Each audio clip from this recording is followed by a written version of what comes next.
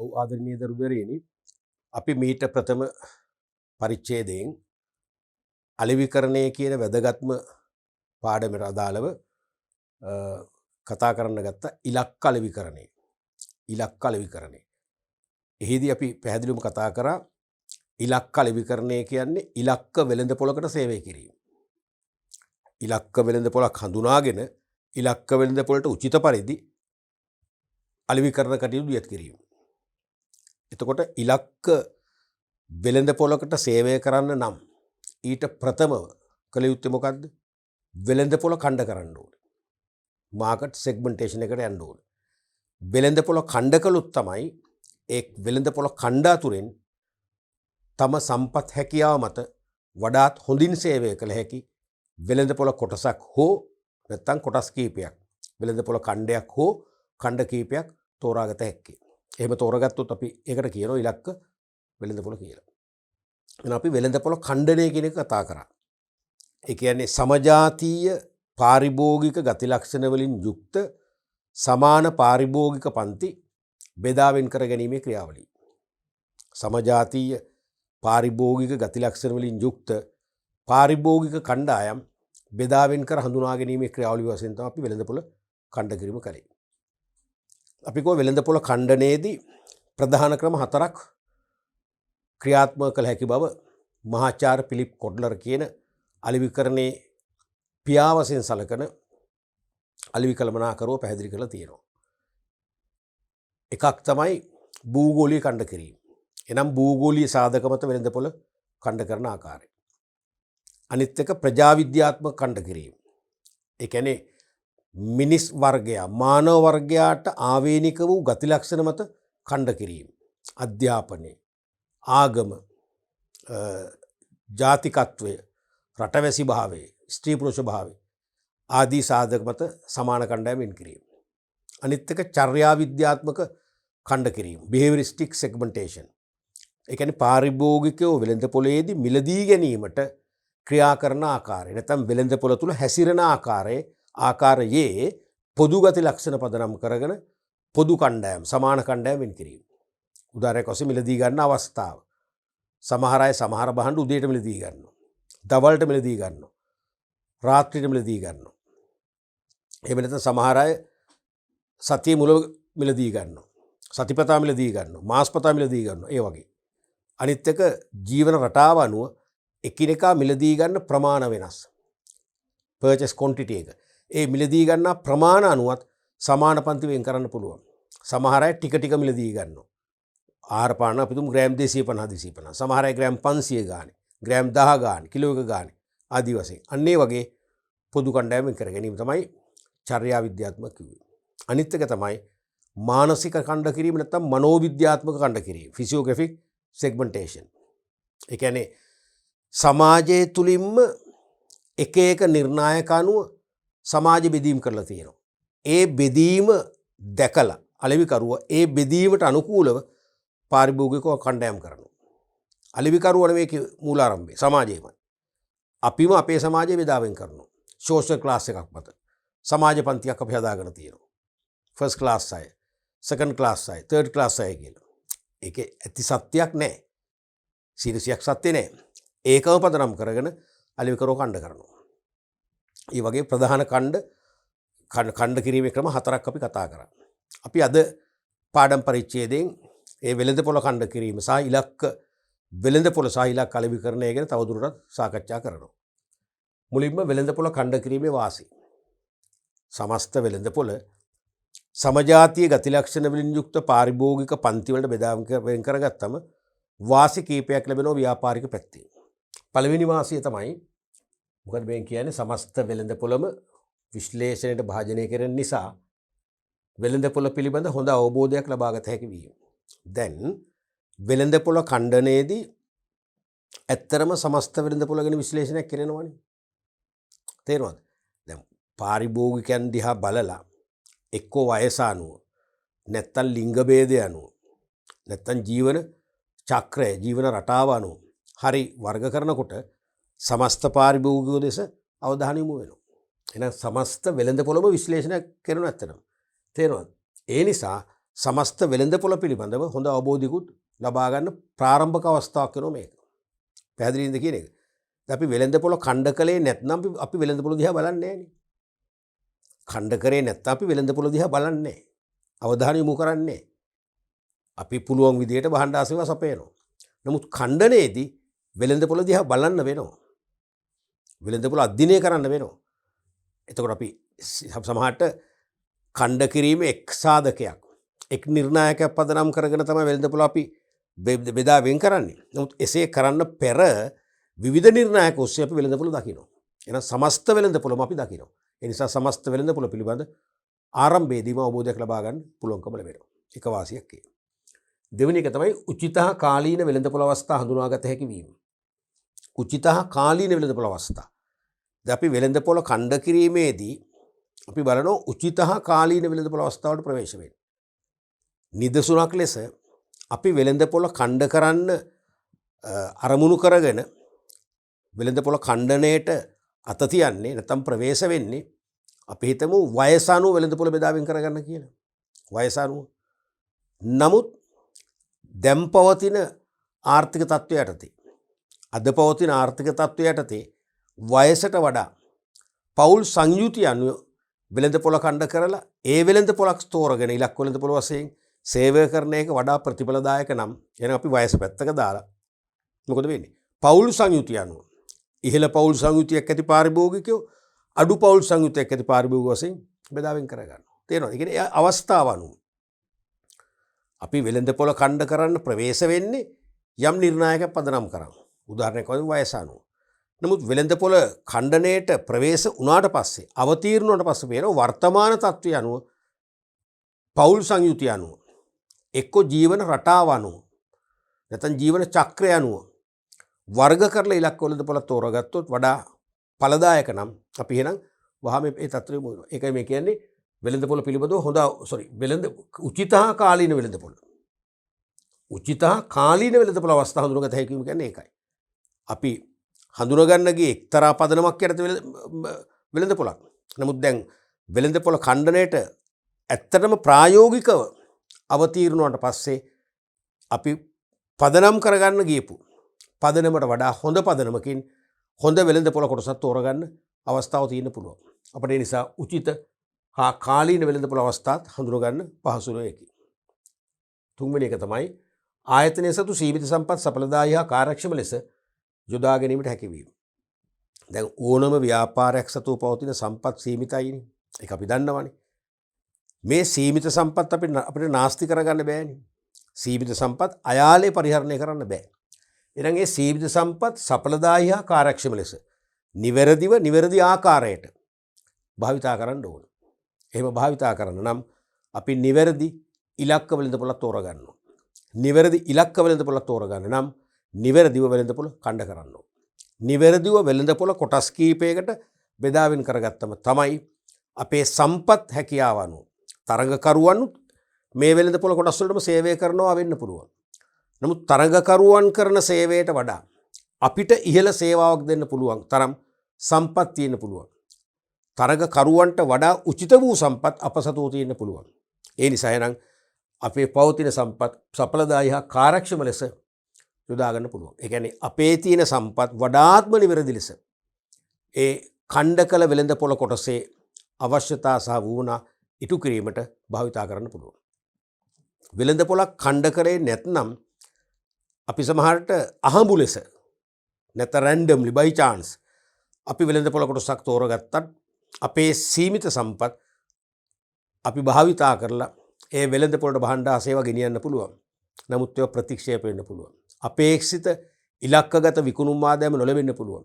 සම්පත් නාස්ති කළා වෙනවා. අන්න ඒ තත්ත්වෙ මිදෙන්න පුළුවන්. අපි හරියටම වෙළඳපොළ ඛණ්ඩ කරලා හොඳ වෙළඳපොළ කොටසක් තෝරා ගැනීම තුල. හතරවෙනි එක තමයි ආයතනයේට වෙළඳපොළ පිළිබඳ ඇති අවධානම අවම කරගත හැකි වීම. දැන් අපි ඕනෑම වෙළඳපොළකට සේවය කරාට අවදානම කියලා එකක් තියෙනවනේ. වෙළඳපොලේ අපි සාර්ථක වෙන්නත් පුළුවන් නොවන්නත් පුළුවන්. ඒක තමයි අවදානම කියන්නේ. අපේක්ෂිත ලාභ ලැබෙන්නත් පුළුවන් නොලැබෙන්නත් පුළුවන්. අපේක්ෂිත විකුණුම් ලැබෙන්නත් පුළුවන් නොලැබෙන්නත් පුළුවන්. තේරුණාද? එහෙම අවදානමක් තියෙනවනේ. අපේක්ෂිත විකුණුම් ලැබුණේ නැත්නම් අපි නිෂ්පාදනය කළ භාණ්ඩ යල්පනින්න පුළුවන්. යල්පැන ගියේ නැතත් වෙළඳපොළ මිලදී ගන්නේ නැත්නම් අපට ඒවා ආපසු බාර ගන්න වෙන්න පුළුවන්. ඒ සඳහා දරූ නිෂ්පාදන පිරිවැය අපත යාමක් වෙන්න පුළුවන්. තේරුණාද? අන්න ඒ තත්ත්වෙන් මිදෙන්න පුළුවන් මේකෙදි. හේතුව අපි වෙළඳපොළ ඛණ්ඩ කළා. ඛණ්ඩයන්ගෙන් අපිට වඩාත්ම හොඳින් සේවය කළ හැකි වෙළඳපොළ කොටසක් තෝරගත්තා. ඒකට ගැළපෙන ලෙස අපිට සම්පත් භාවිතා කළ භාණ්ඩ ආසේවා සපයන්න පුළුවන්. එතකොට විකුණුම් අපේක්ෂිත මට්ටමින් ක්‍රියාත්මක වෙනවා. නොවිකිණී ඉතිරි වෙන භාණ්ඩ බාර ගැනීම අවදානමක් නැහැ. එහෙනම් අපිට වෙළඳපොළ අවදානම් අඩු කරගන්න පුළුවන්. ඊළඟට පස්වෙනි වාසිය තමයි අලෙවිකරණ වැඩසටහන් වඩාත් සාර්ථකව ක්‍රියාත්මක කළ හැකි වීම. දැන් අලෙවිකරණයේදී අපිට එක එක වැඩසටහන් දියත් කරන්න වෙනවා. ප්‍රධානම වැඩසටහන තමයි අලෙවිකරණ සම්පාතය. 4 fees කියන එක. ඊට පස්සේ ප්‍රචාරණ ඇතුළු ප්‍රවර්ධන වැඩසටහන්. භාණ්ඩ නිෂ්පාදනය කිරීමේ වැඩසටහන්. බෙදා හැරීමේ වැඩසටහන්. තේරුණාද? පාරිභෝගික සම්බන්ධතා ඇති කර ගැනීමේ වැඩසටහන්. වෙළඳපොළ පර්යේෂණය කරලා වෙළඳපොළ හඳුනා ගැනීමේ වැඩසටහන්. අලෙවිකරණ පර්යේෂණ කරලා සමස්ත වෙළඳපොළ විශ්ලේෂණය කිරීමේ වැඩසටහන්. ආදී වශයෙන් විවිධ අලෙවිකරණ වැඩසටහන් ක්‍රියාත්මක කරන්න වෙනවා. ඒ වැඩසටහන් 100%ක්ම නිවැරදිව ක්‍රියාත්මක කරන්න පුළුවන් වෙළඳපොළ ඛණ්ඩ කළාමයි. ඒ ඛණ්ඩ කළ වෙළඳපොළ කොටස් අරඹය අපිට ගැළපෙන ලෙස ඒ වැඩසටහන් දියත් කරන්න පුළුවන්. තේරුණාද? එහෙම නැත්නම් ඛණ්ඩ කළේ නැත්නම් සමහර විට අපේ වැඩසටහන සාර්ථක වෙයි, අසාර්ථක වෙයි. මේක එහෙම නෙවෙයි 100%ක්ම සාර්ථක කර ගැනීම සඳහාම ඒ වැඩසටහන සකස් කරලා ක්‍රියාත්මක කරන්න පුළුවන් වෙළඳපොළ ඛණ්ඩ කරලා අපි ඉලක්ක වෙළඳපොළක් තෝරා ගැනීම තුල. ඊළඟ වාසිය තමයි අලෙවි සම්පාතයේ නිවැරදිව සැකසිය හැකි වීම. මේ අලෙවි සම්පාතය මෙතනට සම්බන්ධයි. නමුත් අපි ඒක වෙනම ගන්න හේතුව අලෙවිකරණයේදී අලෙවිකරුවෙකු විසින් වෙළඳපොළ දිනා ගැනීමට අනුගමනය කරන ප්‍රධානම අවිය ප්‍රධානම මෙවලම තමයි අලෙවිකරණ සම්පාතය. මාර්කටින් මික්ස් එක. ඒක මිශ්‍රණයක්. ඒ කියන්නේ විචල්යන් හතරක එකතුවක්. product price place promotion. නිෂ්පාදිතයේ මිල ස්ථානයේ ප්‍රවර්ධනය. මෙන්න මේ උපාංග හතර මෙන්න මේ මෙවලම් හතර ඉතා හොඳින් මිශ්‍ර කරලා නැත්නම් එකිනෙක ගැළපෙන ආකාරයෙන් මිශ්‍ර කරලා ඉලක්ක වෙළඳපොළට දියත් කිරීමෙන් තමයි අලෙවිකරුවෝ ඉලක්ක වෙළඳපොළෙන් තමන් අපේක්ෂිත ප්‍රතිඵල නෙලා ගන්න උත්සාහ කරන්නේ. මේ අලෙවි සම්පාතය අනිවාර්යයෙන්ම වඩාත්ම නිවැරදිව සකසා ක්‍රියාත්මක කරන්න නම් අපට ඉලක්ක වෙළඳපොළක් තෝරගන්න වෙනවා. ඉලක්ක වෙළඳපොළක් තෝරා ගැනීමට නම් අපට වෙළඳපොළ ඛණ්ඩ කරන්න වෙනවා. එහෙනම් වෙළඳපොළ ඛණ්ඩ කිරීම නිසා නිවැරදි ඉලක්ක වෙළඳපොළක් තෝරාගෙන ඊට නිවැරදි අලෙවිකරණ සම්පාතයක් මගින් උපරිම සේවයක් කරලා ගනුදෙනුකරුවන්ගේ වුවමනාවන් 100%ක්ම තෘප්තිමත් කිරීම තුළ අපිට වෙළඳපොළ දිගු කාලයකට දිනා ගැනීමේ අවස්ථාව ලැබෙනවා. ඒක තමයි මේක අදහස් කරන්නේ. ඊළඟට තරගයට සාර්ථකව මුහුණ දෙන්න පුළුවන්. වෙළඳපොළ ඛණ්ඩ කිරීම තුළ නිවැරදි ඉලක්ක වෙළඳපොළ තෝරා ගන්නවා. නිවැරදි ඉලක්ක වෙළඳපොළට නිවැරදි ආකාරයෙන් අලෙවිකරණ සම්පාතයක් දියත් කිරීමෙන් අපිට පුළුවන් ගනුදෙනුකරුවන් තරඟකරුවන්ට වඩා හොඳින් අපේ භාණ්ඩ හා සේවා මගින් තෘප්තිමත් කරන්න. එසේ තෘප්තිමත් කිරීම තුළ ඔවුන් අප වෙත දිගු කාලීනව ආකර්ෂණය කර ගැනීම හැකියාව ලැබෙනවා. අපේ වෙළඳපොළ දිගු කාලීනව ස්ථාවර වෙනවා. අලෙවි ආදායම ඉහළ යනවා. ලාභ ඉහළ යනවා. ඒ නිසා අනිවාර්යයෙන්ම තරඟකරුවන්ට වඩා අපි වැඩි ප්‍රතිඵල නෙලා ගන්නවා. අන්න ඒක තමයි තරඟකරුවන්ට සාර්ථකව මුහුණ දෙනවා කියන්නේ. ඊළඟ වාසිය තමයි වෙළඳපොළ පාලනයේ පහසු වීම. වෙළඳපොළ පාලනය කරගන්නත් වෙනවා. වෙළඳපොලේ අපිට එරෙහි ලෙස අලෙවිකරුවන්ට එරෙහි ලෙස මතුවන යම් බලවේග යම් සිඳුවීම් අලෙවිකරුවාට නැත්නම් ව්‍යාපාරයට ධනාත්මක තත්ත්වයට පත් කරගන්න ඒ වෙළඳපොලේ ඒ මතුවන සිදුවීම් වලට අවස්ථාවලට යම් ප්‍රතිකර්ම යොදන්න වෙනවා. ඒක තමයි පාලනය කියන්නේ. අපි කළමනාකරණදී පාලනය කතා කරානේ. දෝෂ ඒ කියන්නේ ඉලක්කවලට අනුකූලව සැලසුම් කළ ආකාරයට ක්‍රියාත්මක වෙනවද කියලා විටින් විට පරීක්ෂා කරලා වැරදි නැත්තම් දෝෂ නැත්තම් විචලතා හඳුනගෙන නිවැරදි කිරීමේ පාලනය කිව්වේ මේත් ඒකම තමයි. දැන් ඉලක්ක වෙළඳපොළක් නැති වුණා නම් අපිට පාලනය කරන්න දෙයක් නැහැ. නමුත් අපි වෙළඳපොළ ඛණ්ඩ කළපු නිසාම ඛණ්ඩ කරපු නිසා අපේ සම්පත් හැකියාව මත වඩාත් හොඳින් සේවය කළ හැකි වෙළඳ පොළ ඛණ්ඩයක් තෝරගත්තා. ඒක තමයි අපි ඉලක්ක වෙළඳ පොළ කියන්නේ. ඒ නිසාද අපිට තියෙන වෙළඳ පොළ අරමුණුගත වෙළඳ පොළක් තියෙනවා. තේරුණාද? එහෙනම් ඒ අරමුණුගත වෙළඳ පොළට අපිට නිවැරදි වලිවිකරණ සම්පාතයක් මගින් සේවය කරන්න පුළුවන්. එසේ කරද්දී නොගැලපීම් සිදු වෙනවා නම් තේරුණාද? අනවශ්‍ය තත්ත්වයන් මතුවෙනවා නම් ඒව අපිට බ්ලේසිං දකින්න පුළුවන්. ඇයි අපිට දැන් සමස්ත වෙළඳ පොළ දිහා බලන්න ඕනේ නැහැ. ඉලක්ක වෙළඳ පොළ තමයි අපි ඉලක්ක වෙන්නේ. ඉලක්ක වෙළඳ පොළ තමයි අපේ ගැටෙන්නේ. ඉලක්ක වෙළඳ පොළ තමයි අපි නිතරම අධීක්ෂණය කරන්නේ, නිරීක්ෂණය කරන්නේ. එහෙනම් ඒ ඉලක්ක වෙළඳ පොළ පමණක්ම අඛණ්ඩව නිරීක්ෂණයෙන් අධීක්ෂණයෙන් අපිට පුළුවන් ඒ වෙළඳ පොළේ අපිට බලපෑමක් කරන ඍණාත්මක බලපෑමක් විය හැකි කරුණු සිදුවීම් හඳුනා ගන්න. හඳුනාගෙන ඒවා නිවැරදි වන ආකාරයෙන් ඒවා බැහැර වන ආකාරයෙන් අපට ඇති වෙන ගැටලු ඉවත් වන ආකාරයෙන් අපිට පුළුවන් තීරණ වෙනස් කරන්න.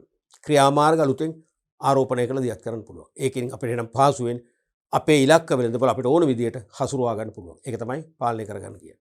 ඉතින් එහෙම හසුරුවා ගන්න පාලනය කරගන්න ඉලක්ක වෙළඳපොළක් ඕනේ. ඉලක්ක වෙළඳපොළක් හොයාගන්න වෙළඳපොළ ඛණ්ඩ කරන්න ඕනේ. ඛණ්ඩ කළේ නැත්නම් මේ කිසිවක් නෑ.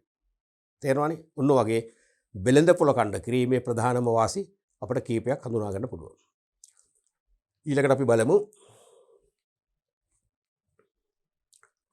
සඵලදායි වෙළඳපොළ ඛණ්ඩයක අවශ්‍යතා නැත්නම් ගුණාංග. ඒ කියන්නේ හොඳ වෙළඳපොළ ඛණ්ඩයක් වෙන්න හොඳ ගුණාංග කීපයක් තියෙන්න ඕනේ. තේරුණාද? හොඳ වෙළඳපොළ ඛණ්ඩයක් වෙන්න නම් ඒ වෙළඳපොළ ඛණ්ඩය තුල qualities ගුණාංග කීපයක් අන්තර්ගත වෙන්නම ඕනේ. ඒ කියන්නේ මේ ගුණාංග සියල්ලම නැතත් ගුණාංග වැඩි ප්‍රමාණයක් තියෙනවා නම් තමයි ඒක හොඳ වෙළඳපොළ ඛණ්ඩයක් වෙන්නේ. අපිට විවිධ නිර්ණායක පදනම් කරන් පාරිභෝගිකව වෙන් කරන්න පුළුවන්. වෙන් කරන්නම් වාලේ වෙන් කරලා වැඩක් නැහැ. අපි වෙළඳපොළ ඛණ්ඩ වෙන් කරගත්තම අපට ඒ වෙළඳපොළ ඛණ්ඩයක් ඉලක්ක වෙළඳපොළක් බවට පත් කරගන්නටත් ඒ ඉලක්ක වෙළඳපොළට තරගකරුවන්ට වඩා හොඳින් සේවය කරන්නත් පුළුවන් වෙනවා. තේරුණාද? ඒ කියන්නේ අපි වෙළඳපොළ ඛණ්ඩයක් බෙදා වෙන් කරගෙන ඒකට අපට සේවය කරගන්න තරම් හැකියාවක් නැත්තම් මොකද වෙන්නේ? ඒත් අසාර්ථකයිනේ. අපිට සේවය කළ හැකි වෙළඳපොළ ඛණ්ඩයක් වෙන්න ඕනේ. එහෙම වන්නට නම් ඒ වෙළඳපොළ ඛණ්ඩය හොඳ වෙළඳපොළ ඛණ්ඩයක් වන්නට ගුණාංග කීපයක් ඇතුළත් වෙන්න ඕනේ. පළවෙනි එක තමයි measurability. ඒ කියන්නේ මොකද්ද? ඒ කියන්නේ මොකද්ද? මැනිය හැකි බව. මැනිය හැකි බව.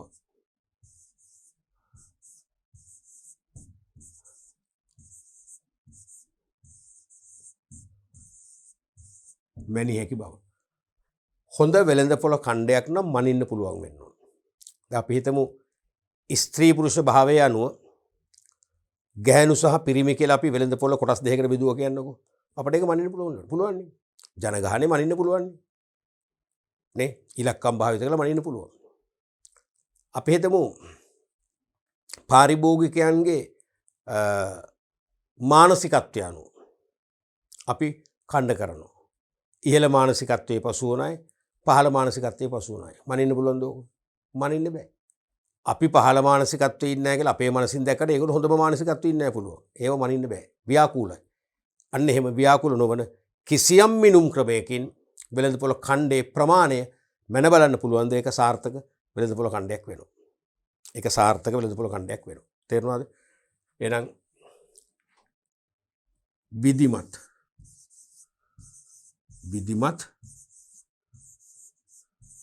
මිනුම් ක්‍රමයක් මගින්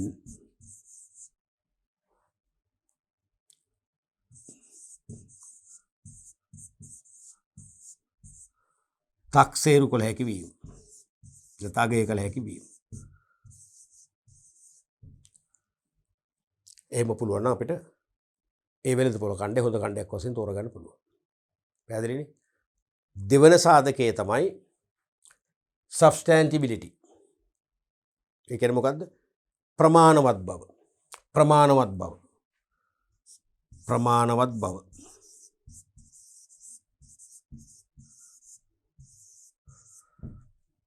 substantiability. ප්‍රමාණවත් බව. මේ කියන්නේ අපි කණ්ඩ කරන වෙළඳපොළ කොටස් එකක් හෝ කීපයද ඒ සෑම වෙළඳපොළ ඛණ්ඩයක්ම ප්‍රමාණාත්මක අතින් ඉදිරියෙන් ඉන්න ඕන. අපි වෙළඳපොළ කිසියම් සාධකයක් මත කණ්ඩ කරගත්තම යම් වෙළඳපොළ ඛණ්ඩයක ඉන්න ගනුදෙනුකරු සංඛ්‍යාව ඉතාම ස්වල්ප දෙනෙක් නම් තේරුමක් නැහැ. සුළු පිරිසක් ඉන්න වෙළඳපොළ කොටසකට අපේ සම්පත් විශාල ප්‍රමාණයක් කැප කරලා සේවය කිරීමෙන් අපට ඉහළ ආදායමක් ලබන්න බෑ. ඒ සම්පත් වෙනුවෙන් යට කළ ආයෝජනය කළ ධනය උපය ගන්න වසර ගණනාවක් කියයි. තේරුමක් නැහැ. ඒ නිසා අපි ඕනෑම වෙළඳපොළ ඛණ්ඩයක් ඉලක්ක වෙළඳපොළක් බවට පත් කරගෙන සේවය කිරීම සඳහා අපට යම් යම් භාණ්ඩ හා සේවා කැප කරන්න වෙනවා. නැත්නම් කිසියම් ධනයක් කැප කරන්න ආයෝජනය කරන්න යොදවන්න වෙනවා. ඒ කරන කැප කිරීම ඒ ධන ආයෝජනය ඊටාම කෙටි කාලයක් තුල ආවරණය කර ගැනීමට නම් ඒ කියන්නේ ලාභ තුලින් ප්‍රතිලාභ තුලින් ආවරණය කර ගැනීමට නම් ඉහළ ගැනුම් කරෝ පිරිසක් ඉහළ පාරිභෝගික පිරිසක් ඒ ඛණ්ඩේ ඇතුළත් වෙන්න ඕන. තේරුණාද? අනේ එවැනි ඛණ්ඩයක් නම් ඒක සාර්ථක වෙළඳපොළ ඛණ්ඩයක් වෙනවා. ගනුදෙනුකරු අඩු ඛණ්ඩයක් නම් සාර්ථක නැහැ. ඇයි? අපි ඒගොල්ලන්ට භාණ්ඩාසය අලෙවි කරලා සමහර වසර 50ක් 60ක් 100ක් ගත වෙයි අපි ඒ ඛණ්ඩේ වෙනුවෙන් සේවය කරන්න වැය කළ ධනය ලාභ තුලින් ආවරණය කරගන්න. තේරෙනවද? ඒ නිසා අපිට ඕනේ අවුරුදු 100කින් ප්‍රතිලාභ ලැබෙද්දී අපි ජීවිතුන් අතර නැහැ. එබැවින් අපිට ඕනේ අපේ ජීවත් වන කාලය තුල කෙටි කාලයක් තුල උපයන ලාභ තුලින් ඒ යට කළ ධනය ආවරණය කරගන්න නම් ප්‍රමාණවත් නැත්නම් ඉහළ ගනුදෙනුකරුන් පිරිසක් ඉන්න ඛණ්ඩයක් වෙන්නට ඕනේ. පැහැදිලිනේ? ඒක පැහැදිලි කරලා ලියන්න આવොත් එහෙම මොකද මේවට ගොඩක් වෙලාවට නම් කරන්න එනවා. කෙටියෙන් විස්තර කරන්නත් එනවා. આવුත් ඊටාම කෙටියෙන් මෙන්න මේ වගේ දහසක් ලියුණා නම් ඇති. මොකක්ද? ඔව්. නෑ. කෙටියෙන් ලියමු අපි. ආයෝජිත ධනය. ආයෝජිත ධනය. කෙටි කලකින් ආවරණය කරගත හැකි. ආවරණය කරගත හැකි ඉහළ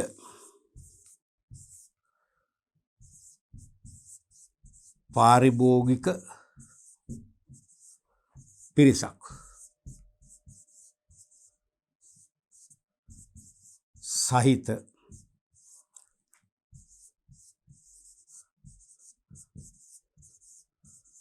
ඛණ්ඩයක් වීම. ඉහළ පාරිභෝගික පිරිසක් සහිත ඛණ්ඩයක් වෙන්න ඕනේ. ඊළඟ එක තමයි accessibility. accessibility කියන්නේ ළඟා විය හැකි බව. ළඟා විය හැකි බව. accessibility. ළඟා විය හැකි බව.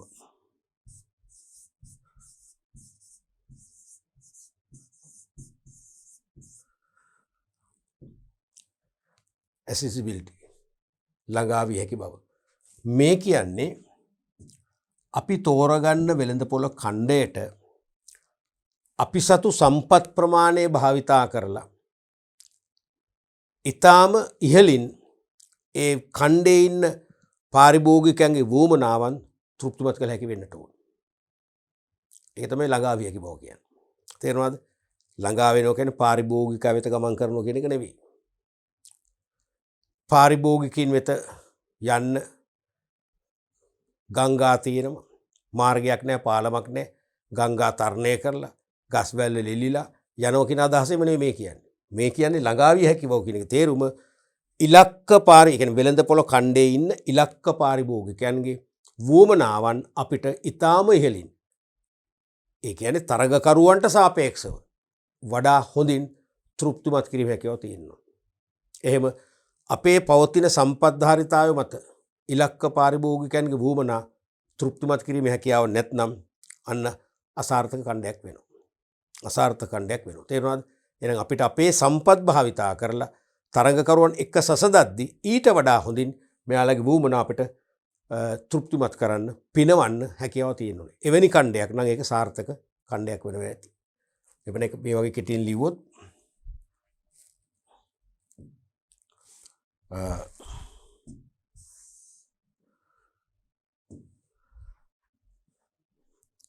අලෙවිකරුවන් සතු අලෙවිකරු සතු සම්පත් භාවිතා කර තරඟ කරුවන්ට කියන වැදගත්ම දේ තරඟ කරුවන්ට ඒක අත්‍යවශ්‍යමයි තරඟ කරුවන්ට සාපේක්ෂව තරඟ කරුවන්ට සාපේක්ෂව ඉතා හොඳින්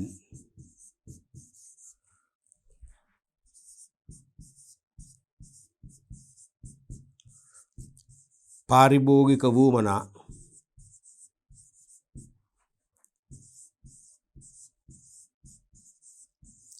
තෘප්තිමත් කළ හැකි විය යුතුයි. පැහැදිලිනේ? ඊළඟට ඩිෆරන්සිබිලිටි ඒ කියන්නේ විවිධත්වයක් තියෙන්න ඕනේ. අනිවාර්යයෙන්ම හොඳ වෙළඳපොළ ඛණ්ඩයක් නම් විවිධ වෙන්න ඕනේ.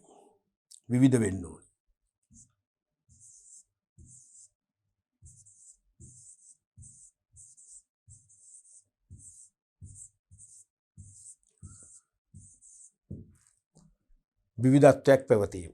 හොඳ වෙළඳපොළ ඛණ්ඩයක් නම් අනිවාර්යයෙන්ම විවිධත්වයකින් යුක්ත ඛණ්ඩයක් වෙන්න ඕනේ. ඒ කියන්නේ දැන් වෙළඳපොළ ඛණ්ඩ කියන්නේ එකක් නෙවෙයිනේ. අනිවාර්යෙන් වෙළඳපොළ කියන්නේ සමස්ත පාරිභෝගික ප්‍රජාව. ඛණ්ඩ කරනවා කියන්නේ ඒගොල්ලෝ මොනවා හරි නිර්ණායක යටතේ කොටස් කීපයකට බෙදාවෙන් කරනවානේ. එහෙනම් ඛණ්ඩ අවම දෙකක්වත් තියෙනවා. ස්ත්‍රී පුරුෂ භාවය අනුව බෙදුවත් ගැහණු පිරිමි කියලා ඛණ්ඩ දෙකක් තියෙනවානේ. අවම දෙකක් වෙනවා. තේරෙනවනේ? එක ඛණ්ඩයක් නෑ. එක ඛණ්ඩයක් නෑ සමස්ත වෙළඳපොළනේ. එහෙමනම් වෙළඳපොළ ඛණ්ඩ දෙකක් හෝ වැඩි ගන්නක් අනිවාර්යයෙන්ම ඇති වෙනවාමයි. ඒ ඇතිවන ඒ බෙදා වෙන් කරන වෙළඳපොළ ඛණ්ඩ එකිනෙකට වෙනස් බවක් තියෙනවා. එකිනෙකට වෙනස් නොවේ නම් තේරුමක් නැහැ. ඒ කියන්නේ බොහොම සුළු මතු පිටින් බැලුවම වෙනස්කම් පේන්නේ නැහැ. ගැඹුරින් අධ්‍යයනය කළොත් තමයි වෙනස්කම් පේන්නේ. ඒත් අසාර්ථකයි.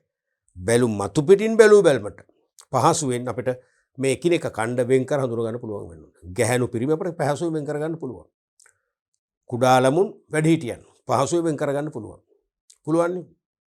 ඒ වගේ අදාළ වෙළඳපොළ ඛණ්ඩ එකිනෙකට වෙනස් ඒවා විය යුතුයි. තේරුණානේ?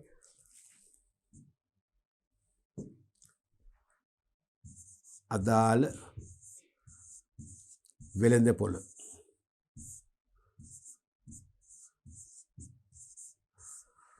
ඛණ්ඩ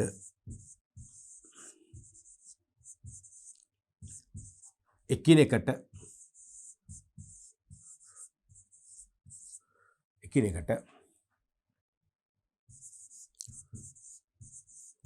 අසමාන වූ ඛණ්ඩයන් විය යුතුයි. එහෙම වුණොත් තමයි අසමාන වූ ඛණ්ඩයන්ට අසමාන වූ අලෙවි සම්පාත වෙනස් වූ අලෙවිකරණ සම්පාත මගින් සේවය කළ හැකි වෙන්නේ. ඊළඟ ගුණාංගය තමයි අවසන් එක තමයි actionability. ඊළඟ එක තමයි actionability. actionability කියන්නේ මොකද්ද? ක්‍රියාත්මක කළ හැකි බව. ක්‍රියාත්මක කළ හැකි බව. ක්‍රියාත්මක කළ හැකි බව.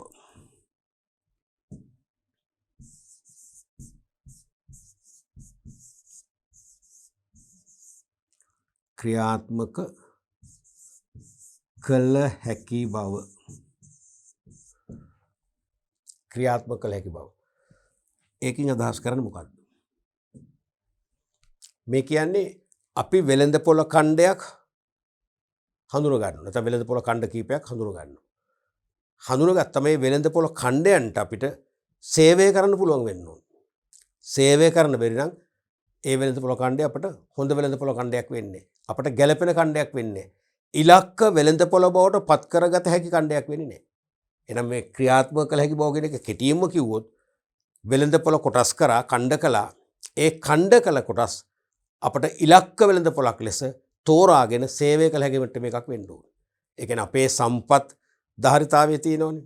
භෞතික සම්පත්, මානව සම්පත්, මූල්‍ය සම්පත් ආදී වශයෙන් අන්නේ සම්පත් ධාරිතාවය අනුව අපිට පහසුවෙන් සේවය කළ හැකි වෙළඳපොළක් වෙන්න ඕනේ. එහෙම නැත්නම් සාර්ථක වෙළඳ පොළ ඛණ්ඩයක් වෙන්නේ නැහැ. තේරුණාද? එහෙනම්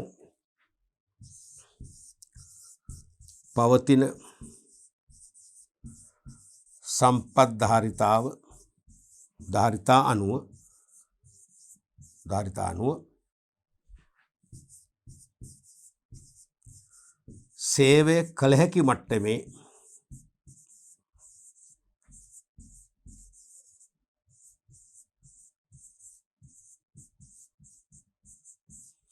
වෙළඳ පොළ ඛණ්ඩයක් වෙන්න ඕන. සේවය කළ හැකි මට්ටමේ වෙළඳ පොළ ඛණ්ඩයක් විය යුතුය. ඔන්න වගේ හොඳ වෙළඳ පොළ ඛණ්ඩයක් වෙන්න මූලික ගුණාංග කීපයක් මේක ඇතුළත් වෙන්නට ඕනේ. පැහැදිලිනේ? අපි ඊළඟට බලමු ඉලක්ක වෙළඳ පොළ. වෙළඳ පොළ ඛණ්ඩනයත් එක්කම බැඳෙන ඊළඟ සංකල්පය තමයි ඉලක්ක වෙළඳ පොළ. එකම කාසිය දෙපැත්ත වගේ. වෙළඳ පොළ ඛණ්ඩන කිරීම ඉලක්ක වෙළඳ පොළ. එකම කාසිය දෙපැත්ත. මොකද වෙළඳ පොළ ඛණ්ඩ කරන්නේ මොකටද? ඉලක්ක වෙළඳ පොළ තෝරගන්න.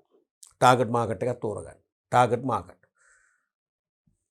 A set of buyers sharing common needs or characteristics that the company decide to serve. වෙළඳ පොළ ඛණ්ඩ අතුරෙන් ආයතනයට වඩාත් ආකර්ශනීය ලෙස මෙන්ම වඩාත් ලාභදායී ලෙස සේවය කළ හැකි වෙළඳ පොළ කොටස මින් අදහස් වේ. තේරුණාද? වෙළඳ පොළ ඛණ්ඩ අතුරෙන් ආයතනයට වඩාත් ආකර්ශනීය ලෙස මෙන්ම වඩාත් ලාභදායී ලෙස සේවය කළ හැකි වෙළඳ පොළ කොටස තමයි ඉලක්ක වෙළඳ පොළ කියන්නේ. එහෙම නැත්නම් අපි වෙළඳ පොළ ඛණ්ඩ කරන්නේම අපි කෝ ඉලක්ක වෙළඳ පොළ තෝරගන්න.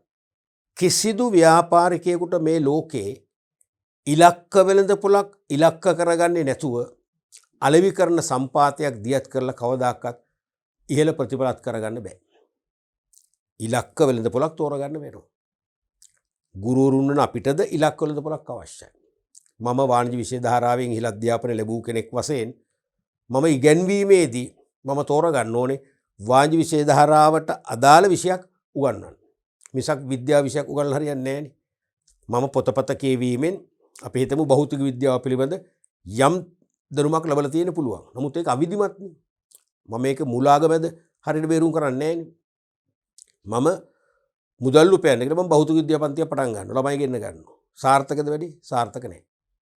සාර්ථක නැහැනේ. ඒ නිසා ඕනම පුද්ගලෙක් ඕනම ශ්‍රේෂ්ඨයක ව්‍යාපාරිකයෙක් අවිවාදයෙන්ම තමන්ගේ සම්පත් හැකියාව තමන්ගේ සම්පත් හැකියාවගේ තමන්ගේ සහජ හැකියාවත් අයිති. තමන්ගේ දැනුමත් අයිති.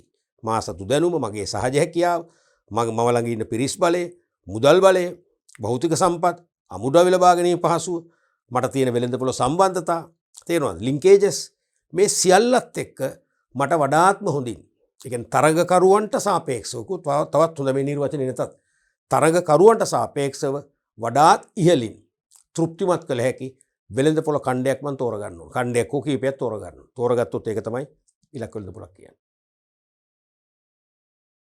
වෙළඳ පොළ ඛණ්ඩ අතුරින් ආයතනයට වඩාත් ආකර්ශනීය ලෙසම ආකර්ශනීය කියන්නේ වඩාත් හොඳින් කියන එක තමයි. ආකර්ශනීය ලෙසම හා ලාභදායී ලෙස. ඒ කියන්නේ වැඩිම ලාභයක් උපයන්න පුළුවන් ලෙස සේවය කළ හැකි වෙළඳ පොළ කොටසක් තමයි ඉලක්ක වෙළඳ පොළක් කියන්නේ. ඉතින් ඕකම තමයි මම කියන්නේ. අපිට වෙනත් විදිහින් කියනවා නම් තරගකරුවන්ට සාපේක්ෂව තම සම්පත් හැකියාව මත තරගකරුවන්ට සාපේක්ෂව වඩාත් හොඳින් සේවය කළ හැකි. මේ ඔක්කොමයි ඉතින් ආකර්ෂණීය, ලාභදායක තේරුම්. තමන්ට වඩාත් හොඳින් සේවය කළ හැකි වෙළඳ පොළ ඛණ්ඩයක් හෝ ඛණ්ඩ කීපයක් සේවය කිරීමට තෝරගත්තොත් ඒක තමයි ඉලක්ක වෙළඳ පොළ කියන්නේ. අපි ඕන එකත් ලියමු. මේ මතමන දෙන්න ඕනේ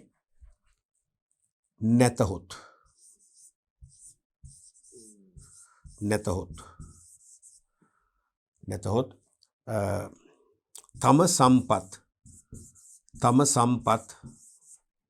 හැකියාව මත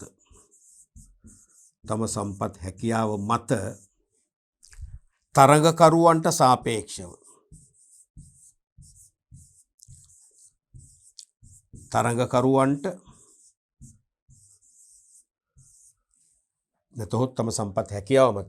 තරගකරුවන්ට සාපේක්ෂව වඩාත් හොඳින් වඩාත් හොඳින් සේවය කළ හැකි. වඩාත් හොඳින් සේවය කළ හැකි වෙළඳපොළ ඛණ්ඩයක්. වෙළඳපොළ ඛණ්ඩයක්. වෙළඳපොළ ඛණ්ඩයක් තෝරාගතහොත්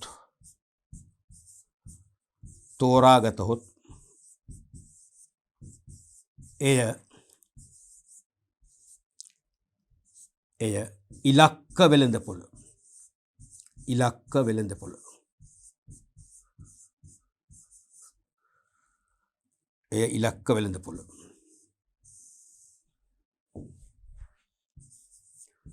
ලෙස හැඳින්වේ. හරිනේ. ක්‍රම දෙකම හරි. කොහොම හරි අපි වෙළඳපොළ ඛණ්ඩ කරලා සෑම ඛණ්ඩයකටම සේවය කරන්න බෑ. එහෙම සම්පත් නෑ අපිට. සම්පත් නෑනේ. එහෙම සම්පත් තියෙනවා යා අසාමාන්‍ය පුද්ගලයෙක්නේ, අසාමාන්‍ය ව්‍යාපාරයක්නේ. සාමාන්‍ය ව්‍යාපාරිකයෙක් හෝ සාමාන්‍ය වූ ව්‍යාපාරයකට එහෙම සම්පත් නෑ. තියෙන සම්පත් සීමිතයි. ඒ සීමිත සම්පත් භාවිතා කරලා තරගකරුවන් එක සසදද්දී තරගකරුවන්ට වඩා හොඳින් වුවමනාවන් තෘප්තිමත් කරලා ඉහළ ලාභ ලබන්න පුළුවන් වෙළඳපොළ කොටසක් හෝ කොටස් කීපයක් අපි තෝරගන්න ඕනේ. වෙළඳපොළ ඛණ්ඩයක් හෝ ඛණ්ඩ කීපයක් තෝරගන්න ඕනේ. ඒක තමයි ඉලක්ක වෙළඳපොළ කියන්නේ. අපි ඒකට තමයි ඊට පස්සේ හැම දෙයක්ම කරන්නේ. අලෙවි කරන සම්පාතය සකස් කරලා ක්‍රියාත්මක කරන්නේ ඉලක්ක වෙළඳපොළ දිහා බලලා. ඉලක්ක වෙළඳපොළ ගැලපෙන තු අපි හැම දෙයක්ම කරන්නේ. අලෙවි කරන පාලන ක්‍රියාවලියත් කරන්නේ ඉලක්ක වෙළඳපොළ තුල. ප්‍රචාරණය තුළ ප්‍රවර්ධන වැඩසටහන් දියත් කරන්නේත් ඉලක්ක වෙළඳපොළ තුල. නව භාණ්ඩ හඳුන්වා දෙන්නෙත් ඉලක්ක වෙළඳපොළ අරමුණු කරගෙන. මිල තීරණය කරන්නේත් ඉලක්ක වෙළඳපොළේ පාරිභෝගිකයන්ගේ ආදායම් මට්ටම් සහ ක්‍රය ශක්තිය හඳුනාගෙන. තේරෙනවද? භාණ්ඩ ඇසුරුම් කරන්නේත් ඉලක්ක වෙළඳපොළේ අපේක්ෂාවන්ට ගැලපෙන ආකාරය. තේරෙනවද? ඒ නිසා ඉලක්ක වෙළඳපොළක් තෝරා ගැනීම අත්‍යවශ්‍ය වෙනවා වෙළඳපොළ ඛණ්ඩ කිරීමත් සමග. වෙළඳපොළ ඛණ්ඩ කිරීම එන ළඟින්ම යන ඊළඟ අවශේෂ සංකල්පය තමයි ඉලක්ක වෙළඳපොළ තෝරා ගැනීම. පැහැදිලිනේ? ඊළඟට දැන් ඉලක්ක වෙළඳපොළක් තෝරා ගැනීමේ වාසිය අහන්න පුළුවන්. දැන් වෙළඳපොළ ඛණ්ඩ කිරීමේ වාසිය අපි කතා කරානේ. ඉලක්ක වෙළඳපොළක වාසිය උගන්වන්න කියලා නිර්දේශයක් නැහැ ගුරුවත් පොතේ හෝ විෂය නිර්දේශය තුල. නමුත් මගේ මතකයේ හැටියට 2000 වසරේ මුල් හරියේදී 2000 දශකයේ මුල් හරියේදී ඉලක්ක වෙළඳපොළක වාසිය ඇහුවා. ආන තහනම් නැහැ. ඇහුවත් අපි ඒක ඉගෙනගෙන ඉවරයි. මොකද්ද? ඉලක්ක වෙළඳපොළක වාසිය කියන්නේත් වෙළඳපොළ ඛණ්ඩ කිරීමේ වාසියම තමයි. ඇයි වෙළඳපොළ ඛණ්ඩ කරා මොකද්ද වෙන්නේ? ඉලක්ක වෙළඳපොළ තෝරගන්න පුළුවන්. ඉලක්ක වෙළඳපොළ තෝරගන්න තමයි ඛණ්ඩ කරන්නේ. එහෙනම් ඛණ්ඩ කිරීමේ වාසිය කියන්නේත් ඉලක්ක වෙළඳපොළක වාසිය කියන්නේ දෙකම එකයි. කියන්නේ ඉලක්ක වෙළඳපොළ තෝරගත්තම අලෙවි කරන සම්පාතය නිවැරදිව දියත් කරන්න පුළුවන්. ඉලක්ක වෙළඳපොළට මැච් වෙන්න. තරඟයට සාර්ථකව මුහුණ දෙන්න පුළුවන්. සම්පත් සඵලදායී ලෙස කාර්යක්ෂම ලෙස භාවිතා කරන්න පුළුවන්. අරවාසිමයි. තේරෙනවද? දැන් ඉලක්ක වෙළඳපොළ කියද්දී උදාහරණයක් වශයෙන් චොක්ලට් නිෂ්පාදකයෙක් හිතන්නකෝ. එයාගේ ඉලක්ක වෙළඳපොළ වෙන්නේ ගොඩක් වෙලාට කුඩා ළමයි. වයස්ගත අය නොවේ, වැඩිහිටිය අය නොවේ, කුඩා ළමයි. මොකද කුඩා ළමයි පැණි රස කන්න කිරි රසයට ඊටාම කැමැත්තක් දක්වනවානේ. අනික කුඩා ළමුන්ට කිරි ආහාර ගත්තත් පැණි රස ගත්තත් දියවැඩියාව කොලෙස්ටරෝල් වගේ රෝග ඇති වෙන්නේ නැහැ පුංචි කාලේ 99.9%ක්ම ඇති වෙන්නේ නැහනේ. ඒගොල්ලන්ට වෘත්තු දෙනවනේ. කිරි වලින් ඒගොල්ලෝ ගොඩක් පෝෂණය වෙන්නේ.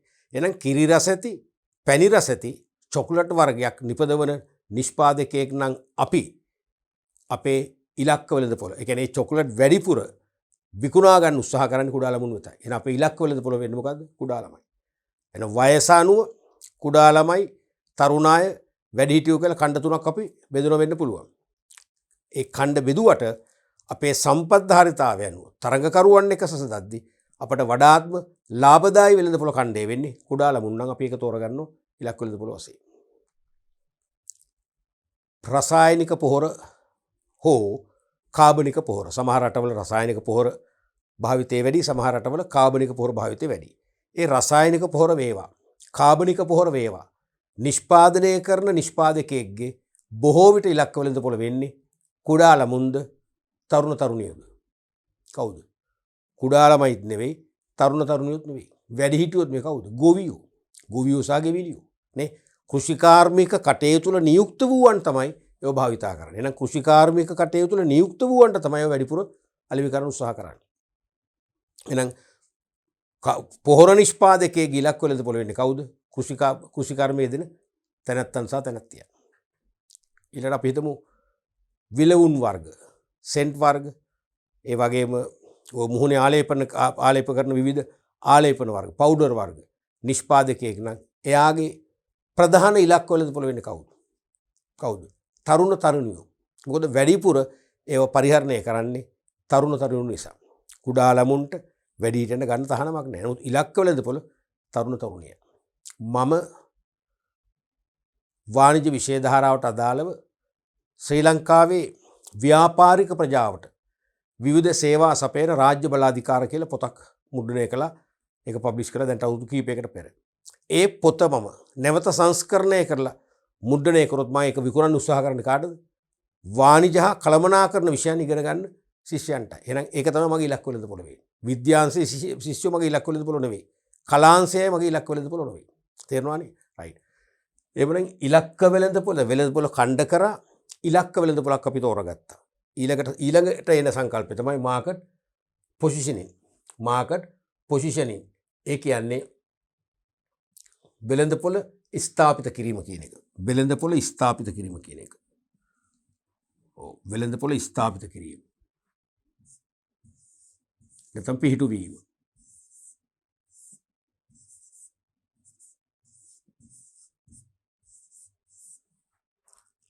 වෙළඳ පොළ ස්ථාපිත කිරීම.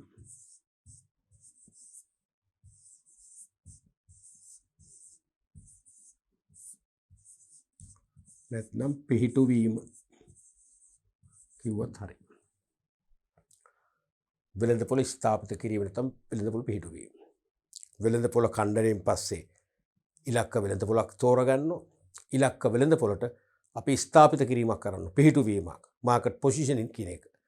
මේ කියන්නේ භාණ්ඩයක් හෝ සේවාවක් කෙරෙහි පාරිභෝගික මනසෙහි ඉඩක් නැත්තම් කැමැත්තක් ඇති කිරීම. භාණ්ඩයක් හෝ සේවාවක් කෙරෙහි පාරිභෝගික මනසේ ඉඩක්. එහෙම නැත්තම් කැමැත්තක් ඇති කිරීම තමයි වෙළඳ පොළ ස්ථාපිත කිරීම කියන්නේ. අලෙවිකරණයේ පරම වගකීම හා ජයග්‍රහණය වන්නේ තම භාණ්ඩ හා සේවා පිළිබඳව සුභවාදී ආකල්ප පාරිභෝගික මනස තුළ ඇති කිරීමයි. එච්චරයි.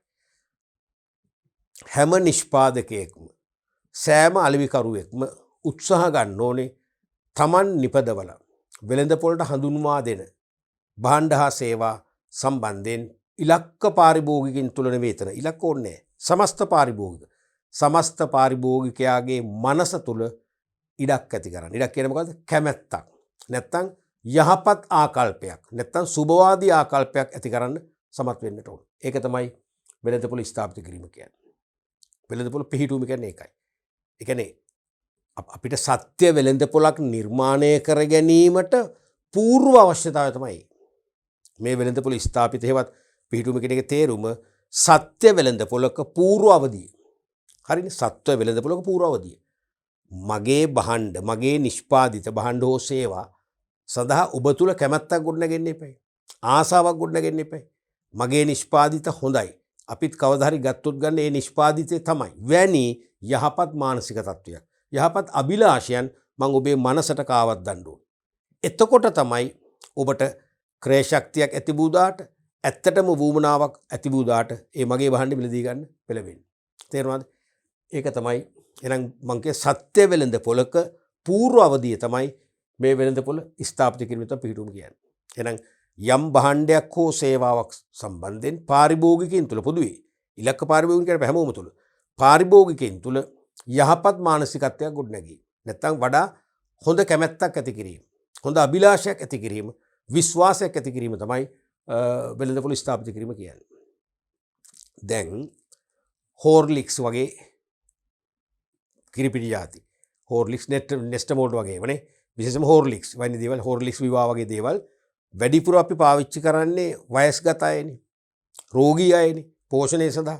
ෂෂ්ඨජන අනිවාර්යෙන්ම වයස්ගත අයට, කියන්නේ කන්න බොන්න අපහසුතාව තියෙන අයට ශක්තිය වඩවන්න, අවශ්‍ය පෝෂණය ලබා දෙන්න, තමයි සස්ටජන් පාවිච්චි කරන්නේ. ඒක අපි දන්නවා. එහෙනම් සස්ටජන් කියන එක වයස්ගත කෙනෙකුට, රෝගී කෙනෙකුට, ආහාර පාන අඩුවෙන් ගන්න කෙනෙකුට ඊටාම හොඳ ආහාරයක්, පෝෂණය ලබා දී හැකි මාර්ගයක් කියලා අපි දන්නවා. අපේ හිතේ එහෙම මානසිකත්වයක් තියෙනවා. ඒක තමයි වෙළඳපොළ ස්ථාපිත කිරීම කියන්නේ. එහෙම ස්ථාපිත කරලා තිබුණාම දැන් අපි මිලදී ගන්නේ නැහැ කවදාවත්. නමුත් එහෙම වෙළඳපොළ ස්ථාපිත කිරීමක් තියෙනවනේ. අපි දන්නවා සස්ටජන් එක, හෝර්ලික්ස් එක වයස්ගත අයට, රෝගී අයට පෝෂණය ඇති කරන්න, ශක්තිය ලබා දෙන්න හොඳයි කියලා අපි ධනාත්මක කැමැත්තක් තියෙන, මානසිකත්වයක් තියෙනවා. එහෙම තිබුණොත් තමයි අපිට සම්බන්ධ කෙනෙක්, ඥාතියෙක්, හිතවතෙක් ඒ තත්ත්වයේ පසු වෙනවා නම් අපි ආව බලන්න යනකොට එයාට කේක් ගෙඩියක් අරන් ගිහිල්ලා වැඩක් නැහැ නේ. එයාට ලොලිපොප් එකක් අරන් ගිහිල්ලා වැඩක් නැහැ නේ. එහෙනම් එයා වෙනුවෙන් අපිට ගන්න මතක් වෙන මොකද්ද? අන්න සස්ටජන් එක. හෝර්ලික්ස් එක. ඒකයි මේ කියන්නේ සත්‍ය වෙළඳපොළක පූර්ව අවධිය තමයි වෙළඳපොළ ස්ථාපිත කිරීම කියන්නේ. එහෙනම් යම් භාණ්ඩයක් හෝ සේවාවක් සම්බන්ධයෙන් පාරිභෝගික මනස තුළ යහපත් මානසිකත්වයක් ගොඩනැගීම තමයි වෙළඳපොළ පිහිටුවීම නිසා ස්ථාපිත කිරීම කියන්නේ. සුභවාදී ආකල්ප ඇති කිරීම. වෙළඳපොළෙහි ස්ථාපිත කිරීම නැත්නම් පිහිටුවීම සිදු කළ හැකි ආකාර පහද දැක්වෙනවා. ප්‍රධාන ක්‍රම 3ක් තුලින් වෙළඳපොළ පිහිටුවීම කරන්න පුළුවන්. මෙන්න මේ කොටස මතක තියන් තාම එකපාරක්වත් විභාගයට අහලා නැහැ. මේක විභාගයට අහන්න පුළුවන් හොඳම අවස්ථාව 2022 විභාගයයි. ඒ නැති මග හැරුණොත් 2023. ඒ නිසා 22 23 විභාගයට ලියන අපේක්ෂකයන්ට ඉතාම තදින් මම අවධාරණය කරනවා. මෙන්න මේ කොටස හොඳට අවධාරණය කරගෙන යන්න. මොකද මේක ආසන්නම ප්‍රශ්නයක්. ආසන්නම ප්‍රශ්න. දැන් ටීචර්ස් වර්ක්ෂොප් තියෙනවනේ දරුවනේ. ගුරුවරුන්ට වැඩමුළු. මහරගම ජාතිය අධ්‍යාපන ආයතනයේ විෂයමාලා සංවර්ධන ඒකකයේ තමයි ඒක මෙහෙවන්නේ. ඒකෙදි කන්ට්‍රෝලින් චීෆ් සමහර විට ඒ සමහර වැඩමුළුවලට ඇවිල්ලා එයා දේශන පවත්වන ගුරුවරුන්ගේ මොනවද ක්‍රියාකාරකම්, විෂය ක්‍රියාකාරකම් අධීක්ෂණ නිරීක්ෂණය කරනවා. තේරෙනවද? ඒ වැඩමුළු කියන්නේ විෂයට සම්බන්ධ එක අධ්‍යාපන කලාපයක හෝ නැත්නම් කලාප කීපයක ගුරුවරු මහරගම ජාතික අධ්‍යාපන ආයතනයට වෙන්න පුළුවන්, ගුරු විද්‍යාලයකට වෙන්න පුළුවන්, නැත්නම් තෝරාගත් පාසලකට වෙන්න පුළුවන්. කැඳවල ඒගොල්ලන්ට එක එක වැඩ පවරනවා. කියන්නේ ශිෂ්‍යයන්ට ඉගැන්වීම සඳහා දැනුම වඩවන්න ගැලපෙන විෂය ක්‍රියාකාරකම් පවරනවා. තේරෙනවද? සිද්ධියක් දෙනවා. දීලා කියනවා මේකට උත්තර ලියන්න කියලා. ඊට උත්තර සාකච්ඡා කරනවා. ඇයි ඔබ මේ වගේ උත්තරයක් ලිව්වේ? ඇයි ඔබ මේකට මේ උත්තරේ ලිව්වේ නැත්තේ ආදි වශයෙන්. සමහරට ඒ උත්තර ගුරුවරු විසින් බලනවා. මම ලියපු උත්තර වෙන කෙනෙක් බලනවා. එයා ලකුණු දෙන ආකාරයේ විමර්ශනය කරලා ඇයි මේකට ලකුණු 3ක් දුන්නේ? ඇයි මේකට 4ම දුන්නේ නැත්තේ? ආදි වශයෙන්. තේරෙනවද? ඉතින් එතන හොඳ විෂය අධ්‍යක්ීම් ලැබෙනවා. අන්නේ ගුරු වැඩමුළුවලදී වර්ක්ෂොප් වලදී මේ ප්‍රශ්නේ නිතර දීපු ප්‍රශ්නයක්. ඒ කියන්නේ මේක විභාගයට එන්න ඕන ප්‍රශ්නයක් කියන එක තමයි ඒකෙන් අපිට ඉස්මතු කරන්නේ, හයිලයිට් කරන්නේ. හරිනේ? එහෙනම් වෙළඳපොළ පිහිටුන ප්‍රධාන ක්‍රම 3ක් තියෙනවා. එකක් තමයි භාණ්ඩයේ තුල පාරිභෝගිකයාට ගැළපෙන ගුණාංග හා ප්‍රයෝජන ස්ථාපිත කිරීම. අදාළ ප්‍රොඩක්ට් එක තුල අපිට ගැළපෙන, අපි ප්‍රාර්ථනා කරන ගුණාංග නැත්තම් ප්‍රයෝජන ඇතුළත් කරන්න ඕනේ.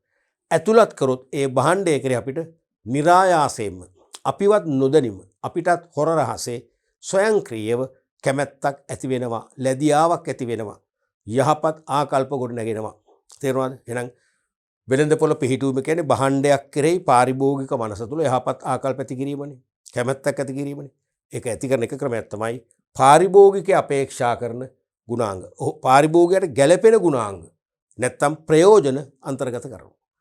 අපිට ගැළපෙන ගුණාංග හෝ ප්‍රයෝජන අන්තර්ගත උරේ නැත්තම් අපි ඒකට කැමැත්තක් ඇති වෙන්නේ නැහැ. අන්න පළවෙනි එකේ හරි එක.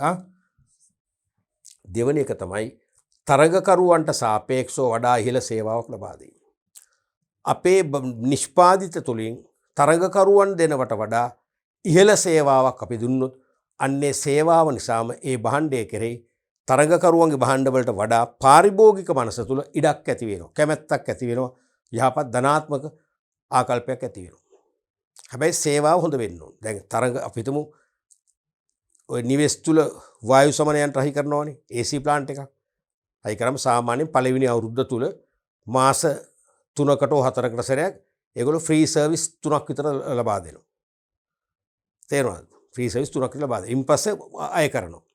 අපි හිතමු ඕක තවත් තරගකාරී සන්නමක් යටතේ AC මැෂින් නිෂ්පාදනය කරන ආයතනයක් අවුරුදු 2ක සර්විස් එකක් දුන්නොත් ෆ්‍රී. මොකද වෙන්නේ? අන්න අපි තුල ඒ බ්‍රෑන්ඩ් එක කෙරේ අපට කැමැත්තක් ඇති වෙනවා. අර ගොල්ලන්ගේ අවුරුද්දයි සර්විස් එක මේගොල්ලෝ අවුරුදු දෙකක්ම ෆ්‍රී සර්විස් දෙනවා. ෆ්‍රී සර්විස් 6ක් හම්බ වෙනවා. එහෙනම් අපිට ලොකු chance එකක් අවුරුදු දෙකක් යනකොට අපිට ඒකට වීදමක් යන්නේ. එහෙනම් මේක තමයි අපිට කවදා හරි ගත්තොත් ගන්න ඕනේ. අන්න කැමැත්තක් ඇති වෙනවා. තේරෙනවද? ඒ වගේ තරඟකරුවන්ට සාපේක්ෂව වඩා හොඳ සේවාවක් සපයන්න ඕනේ.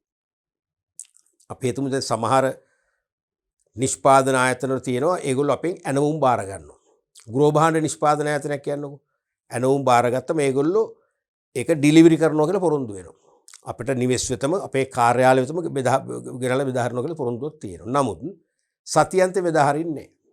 රාත්‍රී කාලේ බෙදා හරින්නේ නැහැ. අපි හිතමු අද දවස සඳුදා දවසක් කියලා. සඳුදා දවසේ ඒගොල්ලන්ගේ තියෙන ඉලක්කයක් අපි හිතමු ඩිලිවරි 10ක් කරන්න. එකක් කොළඹ ඉඳන් පිළියන්දලට, කොළඹ ඉඳන් රත්නපුරයට, කොළඹ ඉඳන් මීගමුට ආදි වශයෙන් 10ක් තියෙනවා. 10 තමයි ප්ලෑන් කරන්නේ. 10 කරනකොට හවස 5 වෙලා. හැබැයි ඔය අතරේ එදා දවසේ තව ගැනුම්කරුවෙක් මුදල් ගෙවපු ගැනුම්කරුවෙක් කියන අපිට හෙට උත්සවයක් තියෙනවා ලොකු දෙයක් පුළුවන් නම් අද ගෙනත් දෙන්න කියලා. කියනවා සර් කරන්න දෙයක් නෑ අද දවසේ ඩිලිවරි ක්ලෝස් කරලා තියෙනවා. නමුත් යම් ගෘහ භාණ්ඩ නිෂ්පාදකයෙක් කියනවා නම් පැය 24ම අපි ඩිලිවර් කරනවා. අද ඉල්ලපු එක අද අවශ්‍ය නම් අද රෑ 12ට හරි ගෙනත් දෙනවා. හෙට උදේ නම් උත්සවයේදී අපි හෙට උදේ 6ට ඉස්සෙල්ලා අපි ඩිලිවර් කරනවා. ඒක මුලින්ම ඒ භාණ්ඩ ප්‍රචාරණය කරනකොටම දුන්නම මොකද වෙන්නේ? අපි මේ පැත්තට නැඹුරු වෙන්නේ නැද්ද මේනවා? අපි දන්නවා මේ මිනිස්සුන්ව අපිට ඉක්මන් කරලා ගෙන්න ගන්න පුළුවන්. රැයට හරි ගෙන්න ගන්න පුළුවන්. සතියන්තෙත් මේගොල්ලෝ බෙදා හරිනවා. පොය දවසෙත් බෙදා හරිනවා. වෙසක් දවසෙත් බෙදා හරිනවා. තේරුණාද? අන්න විශ්වාසයක් ඇති වෙනවා. අන්න එහෙනම් ඒ භාණ්ඩ මිලදී ගැනීම කරේ අපේ හිතේ කොනක මොකද වෙන්නේ? සුබවාදී කැමැත්තක් ඇති වෙනවා. සුබවාදී ආකල්පයක් ඇති වෙනවා. එහෙනම් පළවෙනි එක තමයි පාරිභෝගිකයට ගැළපෙන ගුණාංග සහ ප්‍රයෝජන ඇතුළත් කරලා කැමැත්තක් ඇති කිරීම. දෙවෙනි එක තමයි තරංකරුවන්ට සාපේක්ෂව ඊට වඩා හොඳ සේවාවන් ඇතුළත් කිරීම, සේවාවන් ලබා දීම. ඒ නිසාම අපට ඒ භාණ්ඩය කරේ කැමැත්තක් ඇති වෙනවා. තුන්වෙනි එක තමයි විවිධ ප්‍රවර්ධන උපක්‍රම භාවිතා කරමින් ගනුදෙනු කරුවන්ගේ මනස තුළ භාණ්ඩය හෝ සේවාව පිළිබඳව ගැඹුරින් තැන්පත් කිරීම. ගැඹුරින් තැන්පත් කිරීම. පැහැදිලිද? විවිධ ප්‍රවර්ධන ක්‍රම තියෙනවානේ. ප්‍රචාරණය, පෞද්ගලික අලවිය, ඒ වගේම නොමිලේ සාම්පල් බෙදා හැරීම, එක් භාණ්ඩයක් සමග තව භාණ්ඩයක් නොමිලේ ලබා දීම. එක් භාණ්ඩයක් ගන්නකොට තව දෙයක් නොමිලේ ලබා දෙනවා. ඒ වගේ ඒ විවිධ ප්‍රවර්ධන උපක්‍රම භාවිතා කරමින් ගනුදෙනුකරුන්ගේ මනස තුළ භාණ්ඩය හෝ සේවාව පිළිබඳව ගැඹුරින් තැන්පත් කරනවා. එහෙම වෙනවනේ. ප්‍රවර්ධනයේ නිසාම, ප්‍රචාරණයේ නිසාම ඒ භාණ්ඩය පිළිබඳ අපට මතකයක් ඇති වෙන්නේ නැද්ද? අපට මතකයක් ඇති වෙනවා. බලන්න ඕගොල්ලන්ගේ මගෙත් එහෙම ජීවිතයේ තියෙන ඔබටත් තියෙනවා. සබන් වර්ගයක් වෙන්න පුළුවන්. කිරිපිටි වර්ගයක් වෙන්න පුළුවන්. චොක්ලට් වර්ගයක් වෙන්න පුළුවන්.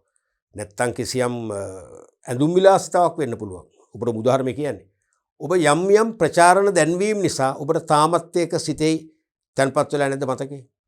ඒ භාණ්ඩය කෙරේ චූටි හරි කැමැත්තක් ඇති වෙලා නැද්ද? ඇති වෙලා තියෙනවා. නේ? අපි තුන් ජනප්‍රියම ක්‍රිකට් ක්‍රීඩකයෙක් යම් මේ දවස්වල අපි තුන් අපේ රටේ ජනප්‍රියම ක්‍රිකට් ක්‍රීඩකයා මම කියලා. තේරුණාද? මම නම් ඔබේ ජනප්‍රිය ක්‍රිකට් ක්‍රීඩක මම නම් මම කිසියම් ප්‍රචාරණ දැන්වීමක් තුලින් කිසියම් කිරිපිටි වර්ගයක් ගැන මම ඇගීමක් කරනවා. මම ඒක පානය කරනවා. මම ක්‍රිකට් ක්‍රීඩා පුහුණුව අවසානයේ ඇවිල්ලා වොෂ් එකක් දාගෙන මම මේක පානය කරලා මම හොඳ ප්‍රාණෝත්බව පෙන්눔 කරනවා. ඒක ඔබට වදින්නේ නැද්ද? ඔබේ මනස තැන්පත් වෙන්නේ නැද්ද? වෙනවනේ. එහෙනම් ඒ නිසාම ඔබේ ජනප්‍රියතම වසරේ ක්‍රිකට් ක්‍රීඩකයා නිසාම මම පානය කරන කිරිපිටි වර්ගයේ පානය කරන ඔබට කැමැත්තක් ඔබේ මනස තුල ඇති වෙනවා. කැමැත්තක් නැත්නම් ඔබට මේ කිරිපිටි වර්ගයට ඔබේ මනසේ ධනාත්මක ඉඩක් ඇති කරනවා. හරිනේ? ක්‍රම තුනයි. එහෙනම් පළවෙනි එකෙන් කිව්වේ භාණ්ඩය තුල පාරිභෝගිකයට ගැළපෙන ගුණාංග ප්‍රයෝජන ඇතුළත් කරනවා. එතකොට ඒ භාණ්ඩය සම්බන්ධයෙන් පාරිභෝගික මනසේ ඉඩක් කැමැත්තක් ඇති වෙනවා. නැත්තම් තරංකරුවන්ට සාපේක්ෂව වඩා හොඳ සේවාවක් සපයනවා. ඒ නිසාම ඒ භාණ්ඩය කෙරේ කැමැත්තක් ඇති වෙනවා. එහෙම නැත්තම් ජනප්‍රිය නැත්නම් ආකර්ශනීය ප්‍රවර්ධන ක්‍රම භාවිතා කරමින් භාණ්ඩය හෝ සේවාව පිළිබඳව පාරිභෝගික මනසේ හොඳ කැමැත්තක් නැත්නම් ඉඩක් ඇති කරන්න පුළුවන්. ඔය ක්‍රම තුනෙන්ම වෙළඳපොළ ස්ථාපිත කිරීම සිදු වෙනවා. පැහැදිලිනේ? රයිට්. අපි ඊළඟට බලමු වෙළඳපොළ ඛණ්ඩනයේ විවිධ මට්ටම්. වෙළඳපොළ ඛණ්ඩනයේ විවිධ මට්ටම් කීපයක් තියෙනවා. එකක් තමයි මාස් මාකටිං නැත්නම් අන්ඩිෆරන්ෂියේටඩ් මාකටිං. මාස් මාකටිං නැත්නම් අන්ඩිෆරන්ෂියේටඩ් මාකටිං. මේකේ තේරුම අන්ඩිෆරන්ෂියේටඩ් මාකටිං. වර්ග නොකරන ලද නැත්තම් සමස්ත කියන මාස් කියන සමස්ත එක්කෝ සමස්ත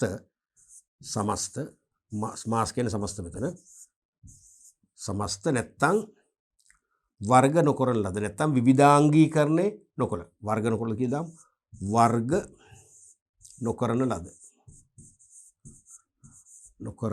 ලද අන්ඩිෆරන්ෂියේටඩ් කියන එක වර්ග නොකරන ලද නැත්තම් විවිධාංගීකරණය නොකරන ලද අලෙවිකරණය.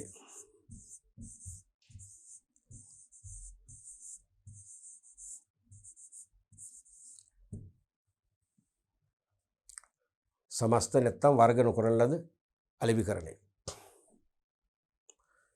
මේකේ තේරුම සමස්ත පාරිභෝගික ප්‍රජාවම ඉලක්ක වෙළඳපොළ වශයෙන් සලකලා කිසියම් ආයතනයක් විසින් එක අලෙවිකරණ සම්පාතයක් මගින් සේවය කරනවා. මේ තියෙන්නේ total population with potential customers. ඒ කියන්නේ සමස්ත ජනතාව අතුරින් සමස්ත ජනතාවම විශාල ප්‍රමාණයක් තමන්ගේ ගනුදෙනුකරුවන් විය හැකි potential customersලා විය හැකි කියලා උපකල්පනය කරලා යම් ආයතනයක් විසින් එක් අලෙවිකරණ සම්පාතයක් මගින් අපි මෙතන දැම්මොත් 4Ps කියලා 4Ps එක් අලෙවි සම්පාතයක් මගින් සේවය කරොත් ඒක තමයි වර්ග නොකරන ලද අලෙවිකරණ නැත්නම් සමස්ත අලෙවිකරණය කියලා කියන්නේ. තේරෙනවද? එතකොට මුළු වෙළඳපොළම ඉලක්ක වෙළඳපොළ. අපි දැන් නිදසුනක් වශයෙන් කිව්වොත් ලංකාවේ කොකාකෝලා නිෂ්පාදනයේ තියෙන කවුරුත් දන්නේ. කොකාකෝලා නිෂ්පාදනය කරලා අලෙවි කරද්දී වෙළඳපොළ වර්ග කරනවද? අඩු ආදායම් ලාභීන්ට ලෝ ප්‍රයිස් කොකාකෝලා එකක්. ඉහළ ආදායම් ලබන අයට හයි ප්‍රයිස් කොකාකෝලා එකක්. එහෙම එකක් නැහැනේ. ඒ වගේම වැඩිහිටියන්ට දයි රසයේ තියෙන කොකාකෝලා එකක්. පොඩි අයට පැන් රසයේ තියෙන කොකාකෝලා එකක්. එහෙම එකක් නැහැ. එහෙම එකක් නැහැ. එකම ප්‍රොඩක්ට් එකනේ. මහා පරිමාණය නිෂ්පාදනය කරනවා. නේ? එලිෆන්ට් හවුස් ගත්තත් එහෙමනේ. එලිෆන්ට් නෙක්ටෝ ගත්තොත් පොඩි ළමයිට දිව රතු වෙන නෙක්ටෝ. තේරුණාද? වැඩිහිටියන්ට දිව කළු වෙන නෙක්ටෝ. එහෙම එකක් නැහැ. එකම ප්‍රොඩක්ට් එක. අන්න ඒක තමයි කියන්නේ. එක නිෂ්පාදිතයක් සමස්ත වෙළඳපොළට. එක නිෂ්පාදිතයක් සමස්ත වෙළඳපොළට. තේරුණාද? ඒක තමයි මේකේ තේමාව. ඒතර එක අලෙවිකරණ සම්පාතය. එක අලෙවිකරණ සම්පාතය. නිෂ්පාදිතයේ මිල ප්‍රවර්ධනය බෙදහැරීම කියන සාධක හතර මිශ්‍ර කළ එක අලෙවි සම්පාතයක් මගින් සමස්ත වෙළඳපොළට සේවය කරනවා. ඒක තමයි සමස්ත අලෙවිකරණ නැත්නම් වර්ග නොකරන ලද අලෙවිකරණය කියලා කියන්නේ. එහෙනම් කිටියෙන් කිව්වොත් සමස්ත වෙළඳපොළ නැත්නම් සමස්ත පාරිභෝගික ප්‍රජාව පාරිභෝගික ජනතාව පාරිභෝගික ප්‍රජාව ඉලක්ක කරමින් ඉලක්ක වෙළඳපොළේ සලකා ගොත් කමන්නේ ඉලක්ක කරමින් එක් නිෂ්පාදිතයක්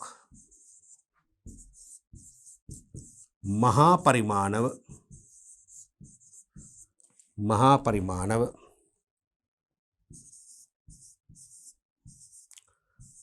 අලෙවි කිරීමයි.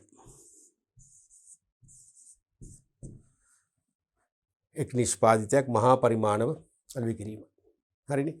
අපි ඊළඟ එකත් බලමු. සෙග්මන්ට් මාකටිං නැත්නම් ඩිෆරන්ෂියේටඩ් මාකටිං. කියන්නේ ඛණ්ඩ කළ අලෙවිකරණය නැත්නම් විවිධාංගීකරණය කළ අලෙවිකරණය. වර්ග කරන ලද අලෙවිකරණය. අරක ඔපොසිට් එක. අරක වර්ග නොකරන ලද මේක වර්ග කරන ලද නැත්නම් විවිධාංගීකරණය කළ අලෙවිකරණය. එක්කෝ ඛණ්ඩ කළ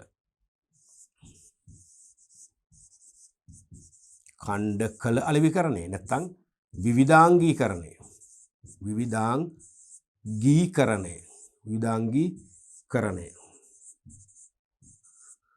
කළ අලෙවිකරණය.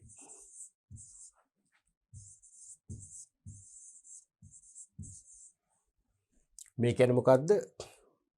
අර වගේ සමස්ත පාරිභෝගික ප්‍රජාව ඉලක්ක වෙළඳපොළ කරගන්නේ. ඒ සමස්ත පාරිභෝගික ප්‍රජාව අපි ඉස්සෙල්ලා කතා කරා වගේ වෙළඳපොළ ඛණ්ඩ කිරීමේ පදනම් සාධක මත ඛණ්ඩ කරනවා. හරිද? ඛණ්ඩ කීපයකට.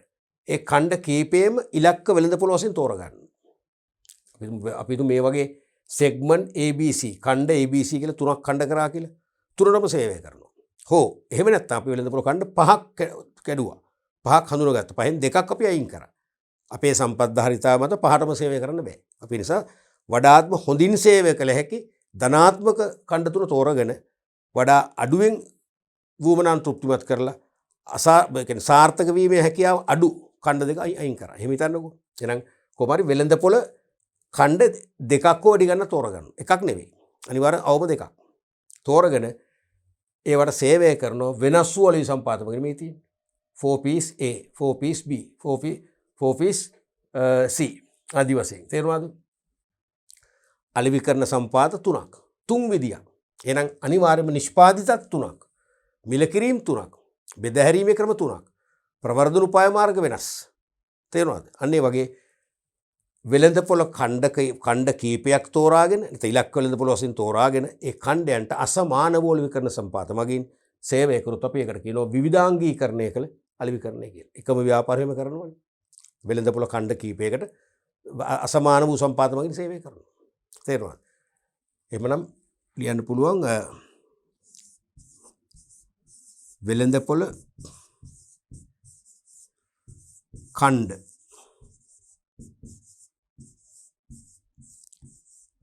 කීපයක් තෝරාගෙන ඛණ්ඩ කීපයක් තෝරාගෙන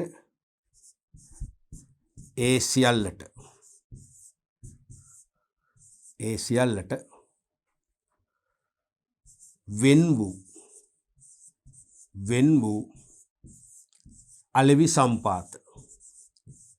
වෙන් වූ අලෙවි සම්පාත මගින් සේවය කිරීම.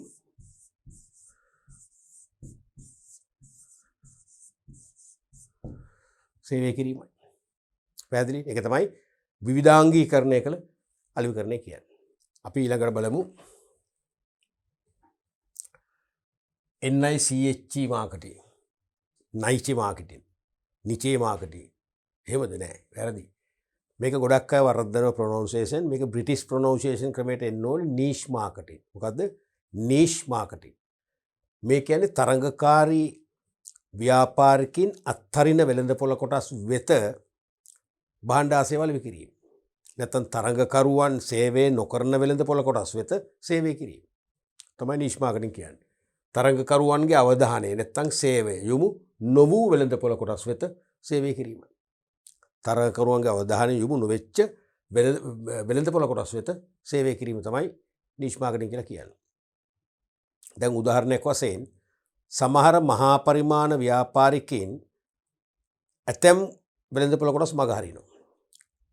හිතන්න උසස් ගණයේ චීස් වර්ගයක් නිෂ්පාදනය කරන සමාගමක් ඇත්තරම පහළ ආදායම් මට්ටම් වල ඉන්න අය අමතක කරනවානේ. මොකද චීස් කියන්නේ සාමාන්‍යයෙන් මිල අධික භාණ්ඩයක්නේ. එතකොට මිල අධික භාණ්ඩයක් වන චීස් මිලදී ගන්න යපුම් මට්ටමේ ඉන්න අයටනේ එදිනෙදා වේල හම්බ කරගෙන ජීවත් වෙන අයට චීස් කන්න තියා පාන් කන්නත් බෑනේ. තේරුණාද? එහෙමනම් අන්න එවැනි අයට ලෝ ප්‍රයිස් චීස් එකක් නැත්නම් අඩු පිරිවැයක් යටතේ හදලා අඩු මිලට දෙන්න පුළුවන් චීස් වර්ගයක් හැදුවොත් සමහර චීස් වල ගුණත්වයේ තරම් හොඳ නැති වෙන්න පුළුවන්. බාල චීස් එකක් වෙන්න පුළුවන්. නමුත් ආදායම් අඩුයි කියලා චීස් කන්න බැරි වෙන්නේ නැහනේ. චීස් කන්න ඒවලට අබුබුණක් තියෙනවා. ක්‍රේෂක් තියෙනවා. එහෙනම් අන්න ඒ හිඩස දැකලා තත්ත්වයෙන් බාලුණත් අඩු මිලට චීස් කෑල්ලක් හදලා මාකට් එකට ගෙනිච්චොත් එතනත් අලෙවිකරණයක් වෙනවා. ඒක තමයි නීෂ් මාකටිං කියන්නේ. මහා පරිමාණව දේශන පවත්වන උපකාරක පන්ති ගුරුවරයෙක් ප්‍රධාන නගරයක ළමයි විශාල පිරිසක් රැස් කරන්න පුළුවන් නගරයක පන්ති කරන්න කැමති. ඈතේ පිට ගම්බද ප්‍රදේශයක ගමක පන්ති කරන්න කැමති. මොකද විශාල පිරිසක් එකතු වෙන්නේ නැහනේ. එහෙනම් ඒ ගම්බද ප්‍රදේශවල පන්ති කරන්නේ නැහැ කියන්නේ ඒ ගම්බද ප්‍රදේශවල ළමයිව අත්හරිනවා. එහෙනම් ඒ ගම්බද ප්‍රදේශවල ආසන්න ප්‍රදේශයක උගත් අය ඉන්නවනේ. උගත් ගුරුවරයෙක් ඒ ගමේ ක්ලාස් එකක් දාලා දේශන පැවැත්වුවොත් අර ළමයි ටික එතනට යනවා. අන්න එහෙනම් ඒක මොකද්ද? Niche marketing.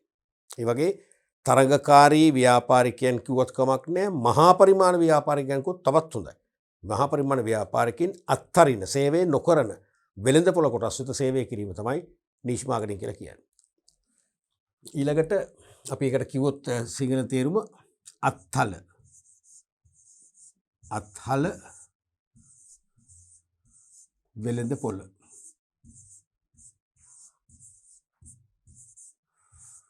වෙළඳ පොළට අලෙවිකරණය. අත්හල වෙළඳ පොළට අලෙවිකරණය. නැත්නම් වෙළඳ පොළ වෙත අලෙවිකරණය. අනික ලෝකල් මාකටින් ප්‍රාදේශීය අලෙවිකරණය. ලෝකල් මාකටින් ප්‍රාදේශීය අලෙවිකරණය.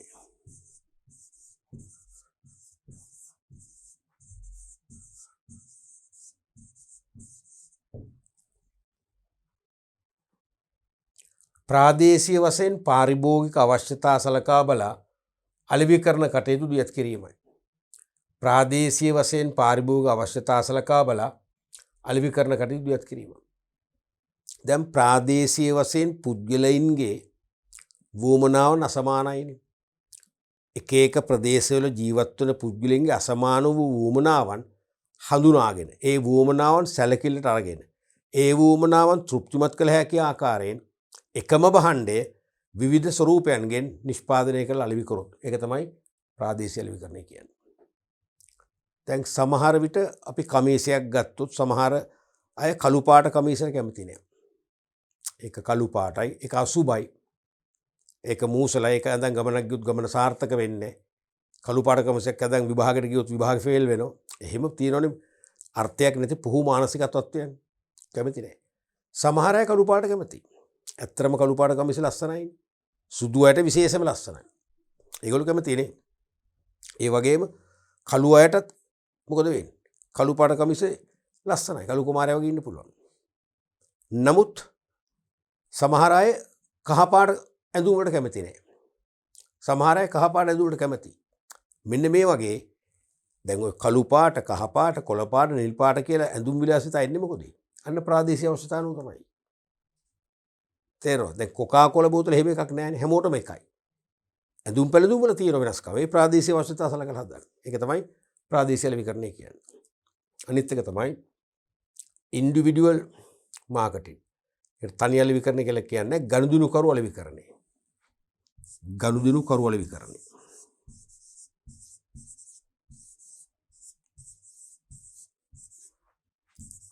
ගනුදෙනු කරු අලෙවිකරණය.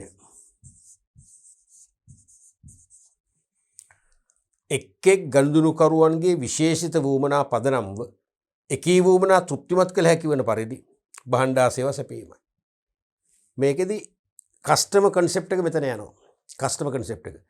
එක් ගනුදෙනුකරුවන්ගේ විශේෂිත වුවමනා තියෙනවා. ඒ වුවමනා පදනම්ව එකී වුවමනා තෘප්තිමත් කළ හැකි වන පරිදි භාණ්ඩා සේවා සැපයීම කරන එක තමයි ගනුදෙනුකරු අලෙවිකරණය කියලා කියන්නේ. දැන් නිදසුනක් වශයෙන් අපි හිතමු මෝටරත නිෂ්පාදනය කරන ආයතනයක් වුණත් සමහරට ආබාධිත තැනැත්තන් වෙනුවෙන් ඒගොල්ලන්ට පහසුවෙන් ධාවනය කළ හැකි වන පරිදි මෝටර නිෂ්පාදනය කරන්න පුළුවන්. හොඳම උදාහරණේ අපි හිතමු කකුල් දෙක උපතින්ම නැති වෙච්ච හරි නැත්නම් අනතුරකින් කකුල් දෙක කපලා ඉවත් කරපු අය ඉන්නවන් විශේෂයෙන්ම යුද්ධවලදී යුද්ධදී කකුල් දෙක අහිමුවන් ඉන්න ආබාධිත රණවිරුවෝ ඉන්නේ. දැන් මම දන්න රණවිරුවෙක් ඉන්නවා කර්නල් වරෙක්. එයාගේ කකුල් දෙක තියෙනවා පණ නැහැ. යුද්ධෙන් හානි වෙලා. තේරෙනවද? එයා මෝටර තෙලවනකොට පිළිගන්නවද? එයාට මෝටර තෙලවන්න පුළුවන්. ඒ මොකද මෝටර නිෂ්පාදන සමාගමට වැනුමක් කරලා විශේෂයෙන් මේ සියලු දේ කියන්නේ කකුලෙන් කරන දේවල් තියෙන්නේ ස්ටියරින් වීල් එකේ. දැන් ඇක්සලරේටරේ පෑගුවමනේ ඉස්සරහට වාහනේ දහවනෙන් වේගේ. ඒක තියෙන්නේ වීල් එකේ. වම් කකුලෙන් සාමාන්‍යයෙන් බ්‍රේක් කරන්නේ බ්‍රේක් පැඩලේ තියෙන්නේ. බ්‍රේක් පැඩලේ තියෙන්නේ ස්ටියරින් වීල් එකේ. ප්‍රශ්නයක් නැහැ. එයාගේ ඉන්න ආරක්ෂක බටේක් එයා උස්සලා තියෙනවා එයාගේ සර්වර්. තිබ්බමස වාහනේ අරගෙන අපුරුවට. තේරුණාද? අන්න ගනුදෙනු කරවල විකරණය කියන එක. හොඳ උදාහරණයක් ඒක. නිදසුනක් වශයෙන් උනන් ලියමු.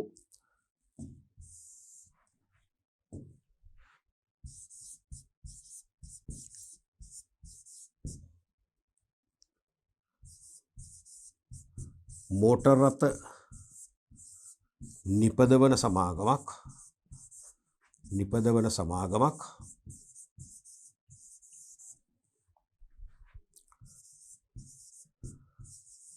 ආබාධිත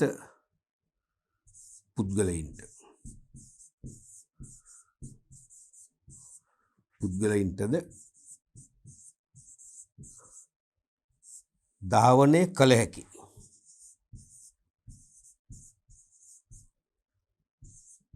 පහසුකම් සහිත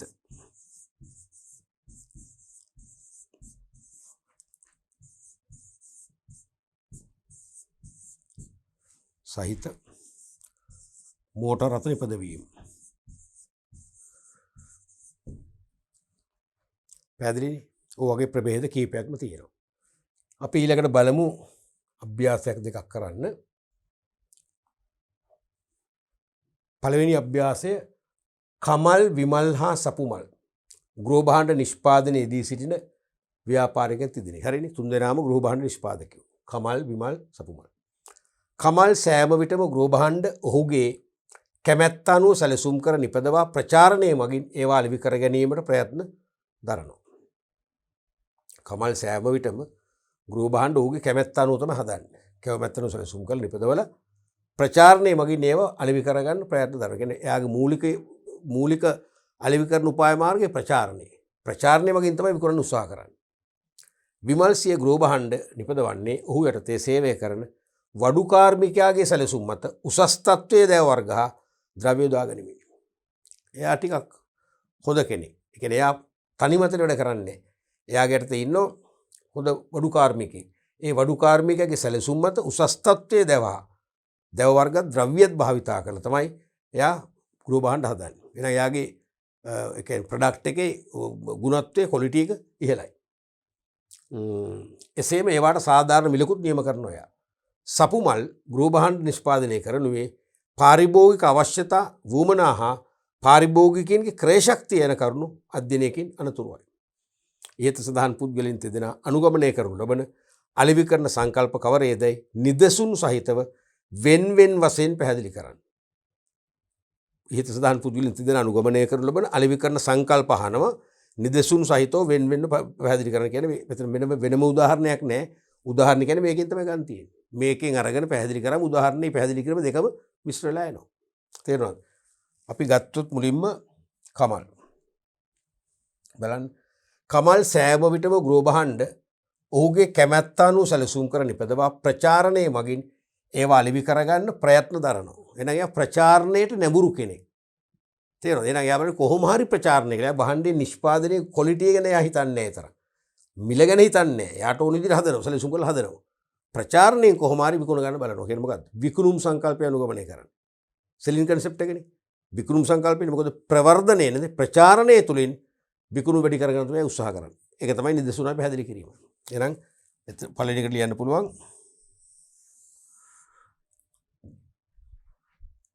කමල්. කමල් නෙත්තිමුනේ. කමල්ලෝ. කමල්. එක කියලා දාමු කමල් කියලා ලිව්වා. දානවා විකුණුම් සංකල්පේ. විකුණුම් සංකල්පය.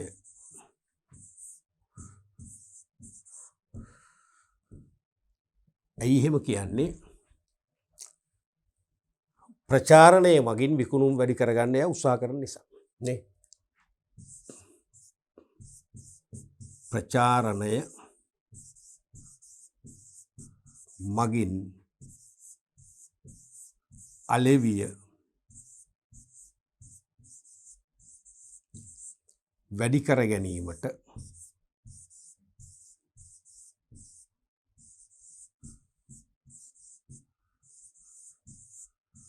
ක්‍රියා කරන නිසා. ඊට පස්සේ බලමු දෙවනේ විමල්. විමල් සිය ගෘහ භාණ්ඩ නිපදවන්නේ ඔහු යටතේ සේවය කරන වඩු කාර්මිකයාගේ සැලසුම් මත උසස් තත්ත්වයේ දැව වර්ග හා ද්‍රව්‍ය යොදා ගැනීම. එහෙනම් උසස් තත්ත්වයේ දැව වර්ග ද්‍රව්‍ය භාවිතා කරනවා. වඩු කාර්මිකයාගේ හොඳ සැලසුම් මත හදන්නේ. එහෙනම් ඒක එයා බලන්නේ ගෘහ භාණ්ඩේ ක්වොලිටි එක වැඩි කරන්න. ගුණත්වයනේ. එහෙනම් පාරිභෝගිකයා වැය කරන මිලට ඉතා අනර්ග තත්ත්වයේ ගෘහ භාණ්ඩයක් දෙන්න අපේක්ෂා කරනවා. එහෙනම් මොකද ඒ කන්සෙප්ට් එක? නිෂ්පාදිත සංකල්ප ප්‍රොඩක්ට් කන්සෙප්ට් එකනේ. එහෙනම් විමල් අනුගමනය කරන්නේ නිෂ්පාදිත සංකල්පයයි.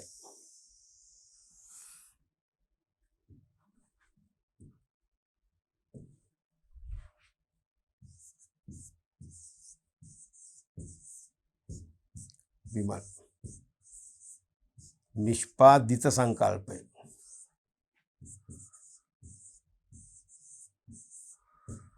නිෂ්පාදිත සංකල්පය.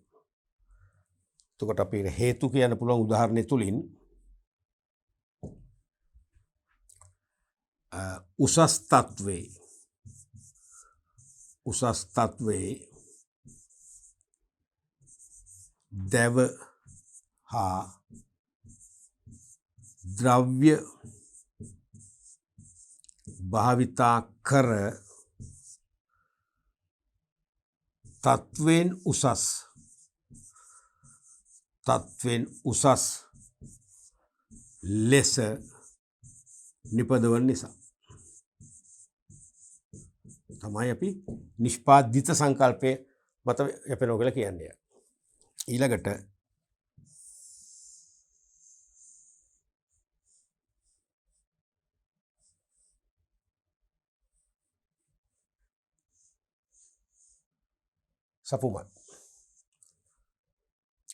සපුමල් ගෘහභාණ්ඩ නිෂ්පාදනය කරනුවේ පාරිභෝගික අවශ්‍යතා වුවමනා හා පාරිභෝගික ක්‍රය ශක්තිය යන කරුණු අධ්‍යයනය කරන තුගෙන පාරිභෝගිකයා කේන්ද්‍ර කොටගෙන එයා පටන් ගන්න වෙළඳ පොලේ. එයාගේ අලෙවි කරන ව්‍යායාමයේ පටන් ගන්න වෙළඳ පොලේයි පාරිභෝගික අවශ්‍යතා සහ වුවමනා හඳුනා ගන්නවා. ඒ වගේම එයාට ඒගොල්ලෝගේ වැය කළ හැකි ආදායමවල ක්‍රය ශක්තිය හඳුනා ගන්නවා. එන අවශ්‍යතා වුවමනා වලට ගැලපෙන්න ක්‍රය ශක්තියට ගැලපෙන්න කොටින්ම පාරිභෝගිකයට ගැලපෙන්න එයා යමක් කරන්නේ. එහෙම කළා පාරිභෝගිකයාගේ තෘප්තිය තමයි යාගේ අවසාන ඉලක්කය. මොකක්ද දෙන සංකල්පය? මාකටිං කන්සෙප්ට් නේ. අලෙවි කරන සංකල්පය. අනිවාර්යයෙන්ම අලෙවි කරන සංකල්පය.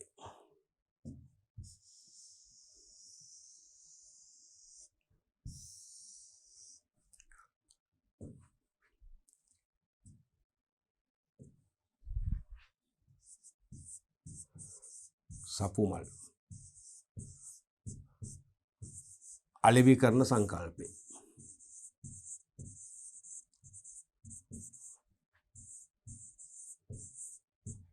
අලෙවි කරන සංකල්පය. අපි ලියන්න එතකොට පාරිභෝගික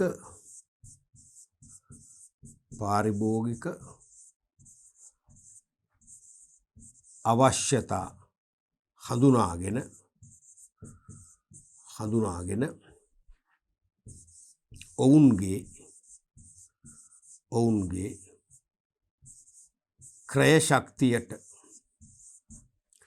ඔවුන්ගේ ක්‍රය ශක්තියට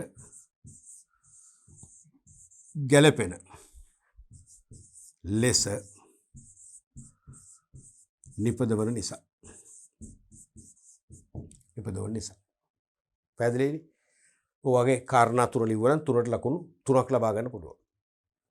අපි බලමු තවත් අභ්‍යාසයක් ඇති. පාවහන් නිපදවන්නෙකුට වෙළඳපොළ ඛණ්ඩ කළ හැකි ආකාර දෙකක් නම් කර නිදසුන් දක්වන්න. මේක විභාගයට කීප සැරයක් මැහුවා. ඒ කියන්නේ කෙලිම පාවහන් නිෂ්පාදකය කියලා මැහුවා. දැන් වෙළඳපොළ ඛණ්ඩ කළ හැකි ක්‍රම එක ව්‍යාපාරික උපදනම් කරන් දෙන්න පුළුවන්. මේක තමයි තුන් පාරක් මැහුවා මම. වරින් වර. පාවහන් නිෂ්පාදනය කරනවා කියලා හිතුවොත් මට වෙළඳපොළ ඛණ්ඩ කරන්න වෙනවනේ. එකම වර්ගයේ පාවහන් වර්ගයක් හැදුවොත් හැමෝටම පාවිච්චි කරන්න බෑනේ. නේ? එහෙනම් මට පුළුවන් වෙළඳපොළ කොටස් කරන්න. දැන් මම පිරිමින් පළඳින විදියට පාවහන් යුගල හැදුවොත් ඒක කාන්තාවන් ගන්නෑ. කාන්තාවන්ට ගැලපෙන පාවහන් හැදුවොත් පිරිමින් ගන්නේ නෑ. එතනම ඛණ්ඩ කරන්න වෙනවනේ.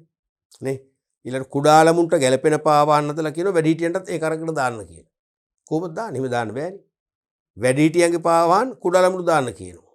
එහෙම දානෝ සෙල්ලමට ඔය ගෙදරනේ. බෝට්ටු පදිනවා කියලා කකුල් දෙක දාගෙන යනවා. ඒක සාර්ථක ක්‍රමයක් නෙවෙයි. එහෙනම් පාවහන් නිෂ්පාදකයෙකුට වෙළඳපොළ ඛණ්ඩ කරන්න පුළුවන් ක්‍රම කීපයක් තියෙනවා. අපි එකක් ගමුකෝ. එකක් තමයි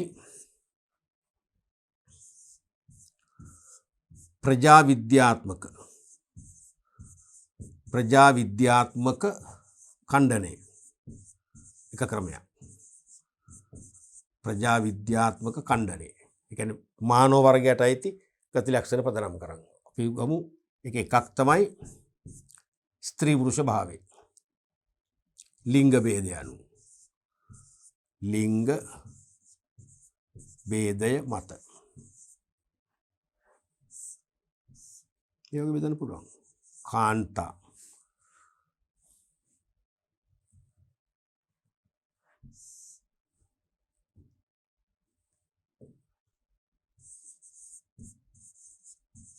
කාන්තා පාවහන් පිරිමි පාවහන්.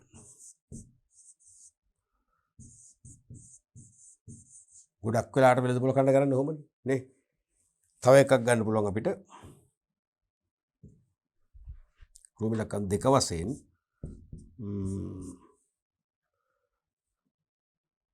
ජීවන චක්‍රය අනුව.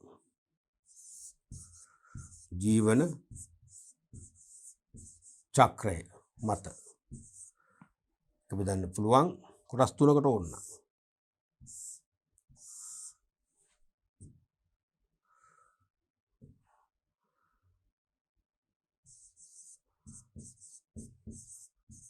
කුඩා ළමුන්ගේ පාවහන්. ඒවදී අර යනකොට චීචික් සද්ද දෙන්න ඕනේ. ළමයි එහෙමනේ ආසනේ. සමහරට පුංචි ලයිට් එකක් පත්තු වෙනවා. ඒ වගේ ඊට පස්සේ තරුණයින්ගේ පාවහන්. වැඩිහිටි පාවහන් කියලා වර්ග තුනකට බෙදන්න පුළුවන්. තේරුණානේ? ඒ වගේම තව පුළුවන් බෙදන්න විශේෂ අවස්ථාවලට ගැලපෙන ආකාරයෙන්. ඒ කියන්නේ අපි ගත්තොත් එහෙම චර්යාත්මක කණ්ඩ කිරීමට ගන්න පුළුවන් එක. චර්යාත්මක කණ්ඩ කිරීම යටතේ විශේෂ අවස්ථාවලට උදාහරණයක් වශයෙන් උත්සව අවස්ථා සඳහා භාවිතා කරන පාවහන්. දැන් කාන්තාවන් පව විශේෂයෙන්ම වෙඩින් එකකට පාවිච්චි කරන පාවහන් සෙරෙප්පු වෙනම තියෙනවානේ. හයි හීල් සමහරට අර මොනවද සිල්වර් කලර් එක තියෙන, ගෝල්ඩ් කලර් එක තියෙන එක වෙඩින් වලට විතරයි පාවිච්චි. උත්සවයකට විතරයි පාවිච්චි කරන්නේ. සාමාන්‍ය ගමන් බිම වලට වෙනම පාවහන් තියෙනවා. පිරිමියටත් ඒ වගේ විශේෂ දේවල් තියෙනවා. තේරුණාද? ඒ වගේම විශේෂ සංචාරකට යනකොට අපි හිතමු සිංහරාජේ වගේ නරඹන්න අපි සංචාරකට යනවා නම් ඒකට ගැලපෙන අර බූට්ස් වගේනේ කූඩල්ලන්ගෙන් බේරෙන්න පුළුවන් වෙන්නේ. ඒ වගේම දෙපයට ආරක්ෂාව ඇති වෙන ආකාරයේ බූට්ස් වැනි පාවහන් පාවිච්චි කරනවා. ඒක සාමාන්‍ය ගමන් බිම වලට පාවිච්චි කරන්නේ නැහැ. ඒ වගේ බෙදන්න පුළුවන්. ඒ වගේ ක්‍රම කීපයකට කණ්ඩ කරන්න පුළුවන්. හොඳයි දරුවනේ, අපි අද පාඩම් පරිච්ඡේදය තුලින් සාකච්ඡා කළේ වෙළඳපොළ කණ්ඩ කිරීම සහ ඉලක්ක වෙළඳපොළ තුලින් ඉලක්ක අලෙවිකරණයක් දියත් කිරීම සම්බන්ධ පාඩම් ඒකකයයි. වෙළඳපොළ කණ්ඩ කිරීම කියන්නේ මොකක්ද?